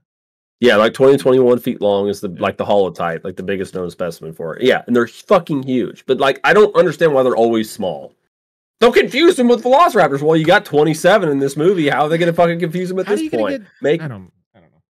Anyway, Well, you're talking but- about them mixing it with frog DNA, so they can use that to explain anything. they right? do. It's why all the raptors are too big Right. and shit. But It's dumb. as- Here's the thing with That's not Dodson's what death. Okay, we have the Dilophosaurus. You guys said it when they attack Claire. That's good fan service. Like oh no, I know what these dinosaurs can do. Even though Owen grabs it and throws it away. Right? I get that.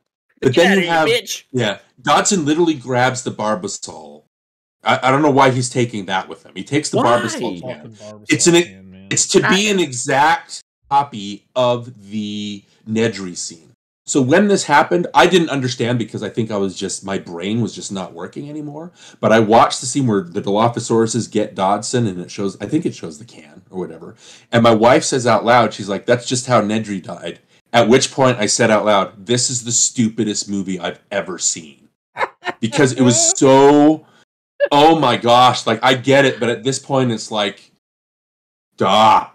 Just stop with the fan service. I've had it. Because the funny part is all of this is if you are a fan, even remotely a fan, it literally states in the movie you can put them in a Barbasol can and it's got refrigerant for 36 hours. 36 Yeah. hours. That's it. Why do people think that the Barbasol from the movie when it debuted, people thought the Barbasol can was going to come back in the sequel? And I was like, why? It's the whole point of it being buried in mud is to show you that this whole thing, again, technology versus nature, it's swallowed up by mud. It doesn't matter. Their plans it's have all irrelevant. gone to shit. Yep. There's no point anymore. Why is the Barbasol can so important?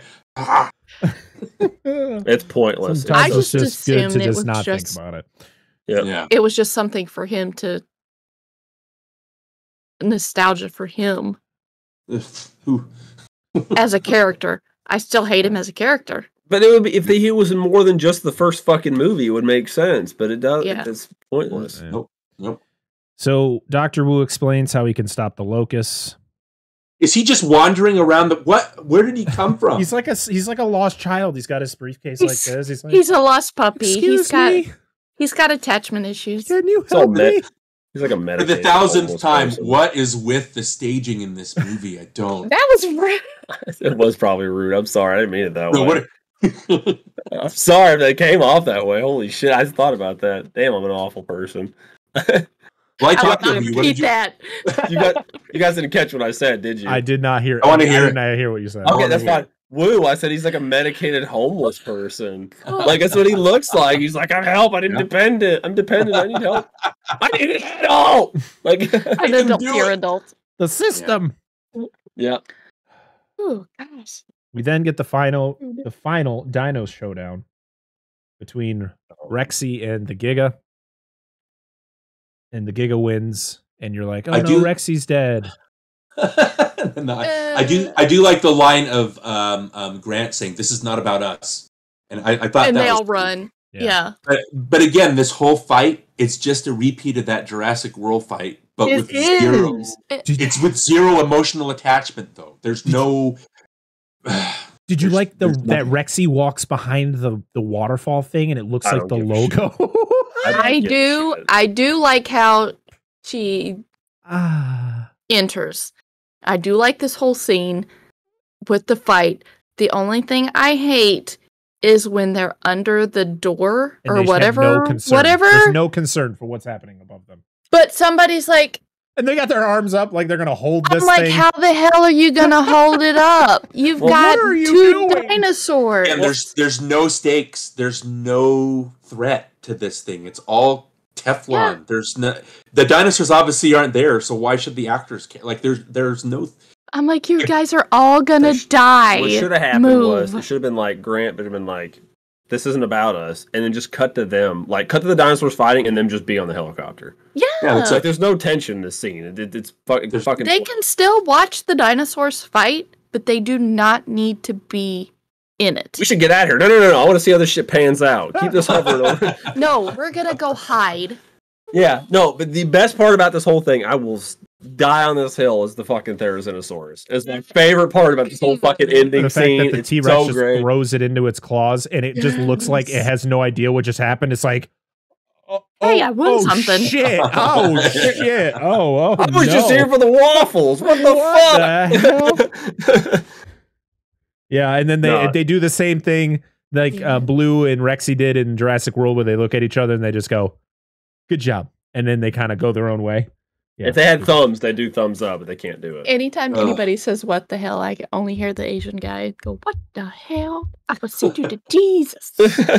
So we are there, guys. We are so close. I can taste it. Ramsey Let's talk tells- about something else for another 20 minutes. No, please God. Ramsey talks about how Biosyn is corrupt. The problem with the Toy Story movies. For another episode. Why does Buzz, if he thinks he's real, why does he freeze? I know. That's always You're been a a question. Right? toy. Ellie and Grant finally kiss. Kayla's flirting with a medic. You're like, oh, I guess they threw that thing in. Did they ever make that notion in any part of this movie that she was a lesbian? She liked redheads. She just said she did liked she say that? redheads. Oh, okay. Mhm. I When they're think I going missed down that. the elevator at the Not that at that the matters. frozen I'm just lake. saying, like, it Yeah, was just she's- something that just seemed odd to me. Like, oh, they're just gonna throw that in at the end. she said something about they have something in common, that she likes redheads too. Okay. And I was like, oh, okay, cool. Fine. Whatever.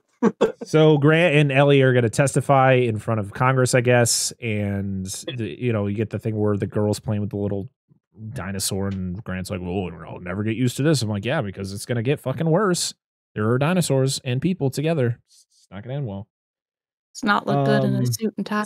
Just saying. Wu stops the Weird. locust. I like he lets the locust go, and they all freaking swarm, and he just goes, "Yay! I redeemed win." myself for 6 movies of doing terrible things." Our team won the championship. Fuck yeah! Rex, guess what though? Rexy meets the Lost World T-Rexes because they were there too. Why? We were here. We were just hiding. Fan service. Everybody since 1997 Nice was to going, meet ya. I wonder where the Lost World T-Rexes were. No, nobody was wondering that. Nobody. I think They were that. not. I will say They on a were on a different counterpoint. fucking island. Why are they there?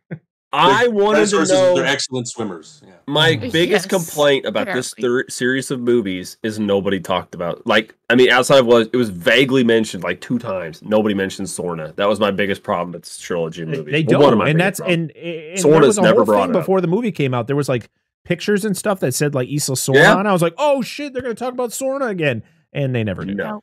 Other than the fact you see those Rexes and you're like, But okay, was it Ramsey the one that was talking about the different islands? Yeah, he mentioned the first batch came from Sorna, and the other ones from. That was it. That's the only mention. That's he did. all you got. Such a dick fart. I swear. Kayla gets a new plane, Beta gets back Yay. with Blue, For two. Yay. and dinosaurs are now in the world, and we're supposed to just Be Yay. okay with it? Check it out, You dude. know, Dinosaurs are like livestock. The They're like Mosasaurus fucking is dogs and fucking- cows. No, the And there is much Mosasaurus is going to rejoicing. eat everything in the ocean. Yeah, and all the animals are And gonna you're get gonna have along. And they're gonna nothing. hold hands, and yeah, sweet. You're going All to right, have well, that's nothing it, in guys. the ocean. And that that's it. is I will. Jurassic World Dominion. What a journey it's been. I still like it. Till the Mosasaurus are shitting out babies. Angela, what is Yes. wrong with you? Everything is wrong with me. Oh my goodness! I married this guy for one. Well, Well, it's like you guys said, this will be somebody's Jurassic Park. Kids It will is. watch this. This and will be know- somebody's first. This Yeah, will be somebody's favorite. It This will- I this don't will be know. there so will great. always be something that you have watched that will be somebody's first. Yeah, I've seen Rocky Horror Picture Show. Holy shit! But Just kidding. Go ahead. like there are movies that I've never seen that these two have seen multiple times. So I could be in the, I think it was, Friday the 13th? I said that I had never seen the first one from start to finish. I grew up in a very religious household. So I never got to see certain things that these two got to see as kids. I had to see them as adults, as an adult. So there are, I did sneak and watch MST3K growing up. I had a great aunt who was an older lady, so they were more, she was always in the kitchen. Her husband was always doing stuff in his workshop. So I was left by myself. So there were things that I got to see that I shouldn't have seen as a kid. So there will always be something that you've seen multiple times that somebody, that's their first. Yep. So I don't ever hold anybody liking, no, I can't say that because there are some movies that people like and I'm like, how the hell do you like that? Yeah, I respect people's opinions if they do like But I still respect their opinions. It's usually up here that I'm like, what the fuck is wrong with you? judging them. Yeah, what the fuck is wrong with you? But no, like I don't ever hold it against anybody for liking something that I don't, unless it's the giant claw and it's him. It's a fucking great movie, right? 'Cause- Give you that shit. Listen, lady. It's as big as a battleship. As somebody that grew up on the original Star Wars trilogy, to hear people say that the prequels are their Star Wars, I don't get it. Like, No. it's not the same, but that's their thing. It's like, sure, as long as you're into Star Wars, great. I'm glad you were into that, but there are different mindsets. I just, from the perspective of this movie being, not the greatest fan of Jurassic Park, but at least able to appreciate what Spielberg was doing and the themes that he was trying to attack. And then to see it come to this, I'm baffled. There's dinosaur stuff, cool. I don't see how anybody will like the locust. I don't see how anybody can appreciate how the plot ties together with this thing. I don't understand how somebody can watch that scene with Claire and Santos in the kitchen and think that that's equal to the raptor in the kitchen scene from Jurassic. I don't understand that. Ooh, but as far as you ever like that one more than the kitchen scene from, that's what I have a problem with that one. People approach things differently. It's just it's not so much nostalgia. Jurassic Park works. It's not nostalgia if it's a good movie and it works. Yeah, like I watched Star Wars on VHS. Like that's how I was introduced to them. Not even in widescreen, just pan and scan versions of Star Wars. Yeah. Hell yeah. Yep. And then to rewatch it later on, Blu-ray, and it's like, listen, I remember when Jabba the Hutt was a fat man in a bunker, not a slug. That's right. All right. Yep. And then I think growing up as a kid, like the first Star Wars is the one you like, and Return of the Jedi is the one you like the best because it ends. Like Empire Strikes Back doesn't end; it ends on a cliffhanger. But for me as an adult, I love all the themes that Empire does. That's the Star Wars movie for me because it's about real people. And Luke jumping off of that thing, it completes an arc. He's not afraid of anything, but he gives up on his fear. Like he's able to move past it. And it's on to the next thing. But as a kid, we don't appreciate that stuff. We just want stuff to end. We don't want nuances. So I hate cliffhangers. So it's like, I want it to end. I didn't like that movie. Stallone wasn't very good in it. I've never seen cliffhangers. Anyway. Carries that, Parker. Nobody liked the movie but Angela. There you go. There's your fucking time.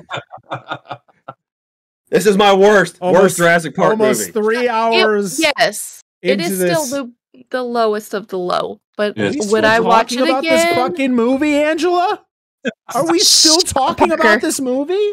Shut up. I want to talk about what we're going to talk about next week because I'm excited about this one. Yeah, Toy Story. Let's fucking go. Toy Story. So next week, we are venturing into our spooky time movies, our favorites, and we're starting off with Angela's pick, which is the 1988 classic Killer Clowns from Outer Space. Hell yeah. Yes. I don't know if I like this cover of the movie, but you know what? It was like $12 on Amazon.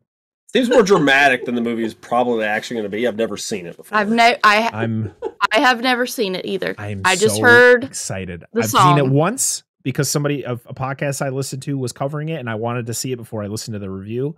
And I thought it was fun. It's dumb fun, but it's fun. I've seen some screenshots from it and some clips. And I'm like, okay. So that'll be next week's episode. We do have some guests. We do have some guests coming up for some of our spooky time movies that we're going to be talking about within the next month and a half. I'm very excited. I'm not going to announce anybody right now until it's 100%, but we do have some people that I've been talking with to come back on. And Darin, we definitely want to have you back on and for a movie that you actually like. Okay, I'm gonna have you pick the movie. Something good. We're gonna have you pick the movie next time. We're gonna have you pick it next time. Guys, this has been great. Like I love coming on podcasts. That sounds terrible. I love showing up on podcasts.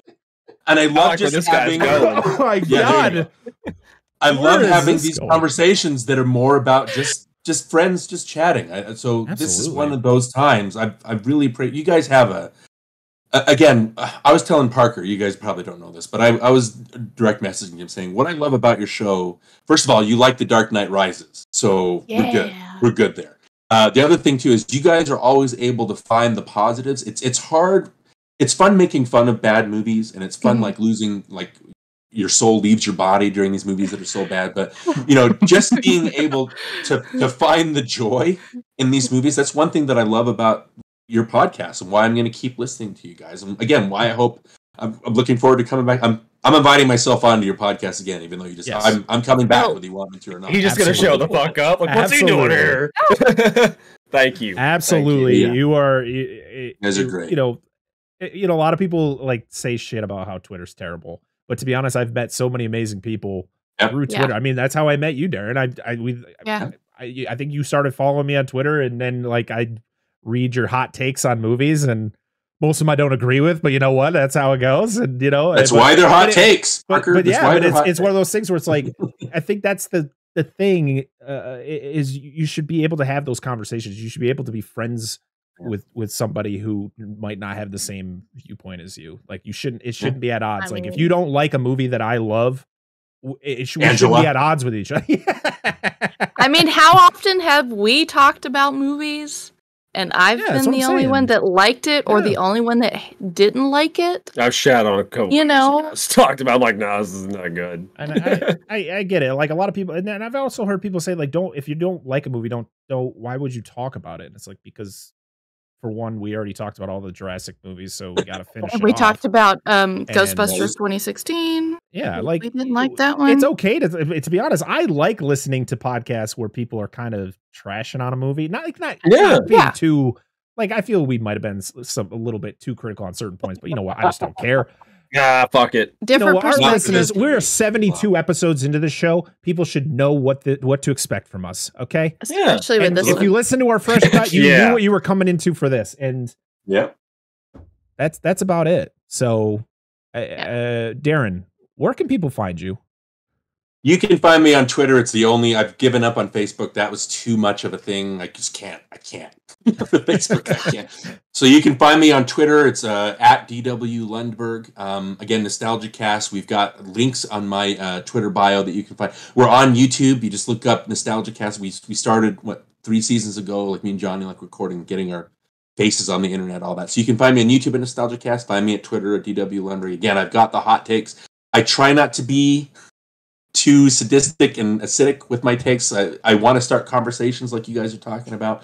If you visit us on NostalgiaCast, again, we want to start conversations. I hope you join us for our 90s retrospective. We're doing, again, the whole season 90s movies, and hopefully that'll get people more excited. But yeah, let's have more conversations. Twitter is a cesspool, but like you said, Parker, I've met so many people, including you guys, that I'm just grateful that I've met. And so I hope to keep those going. Absolutely. Yeah. Dan, Angela, where can people find you? In the description. I'm not covering for you today. One day they will all be the same. I promise. You can find me at Parker Dissects on Twitter, Instagram, TikTok, I think, and Jurassic World Dominion is broken, Parker. Yeah. Like and I stream on Twitch once every 6 months. But you can find the show. We're Dissect That Film everywhere. Twitter, Instagram, TikTok, YouTube, all the podcast services. Just type in Dissect That Film and you're going to find us. I mean, if you're listening to us, clearly you found us. So all the links will be in the description. Even Darin's links, they'll be down there for you guys to click on. We're very excited to talk about Killer Clowns. I'm very excited to get into spooky movies, getting into the scary movies.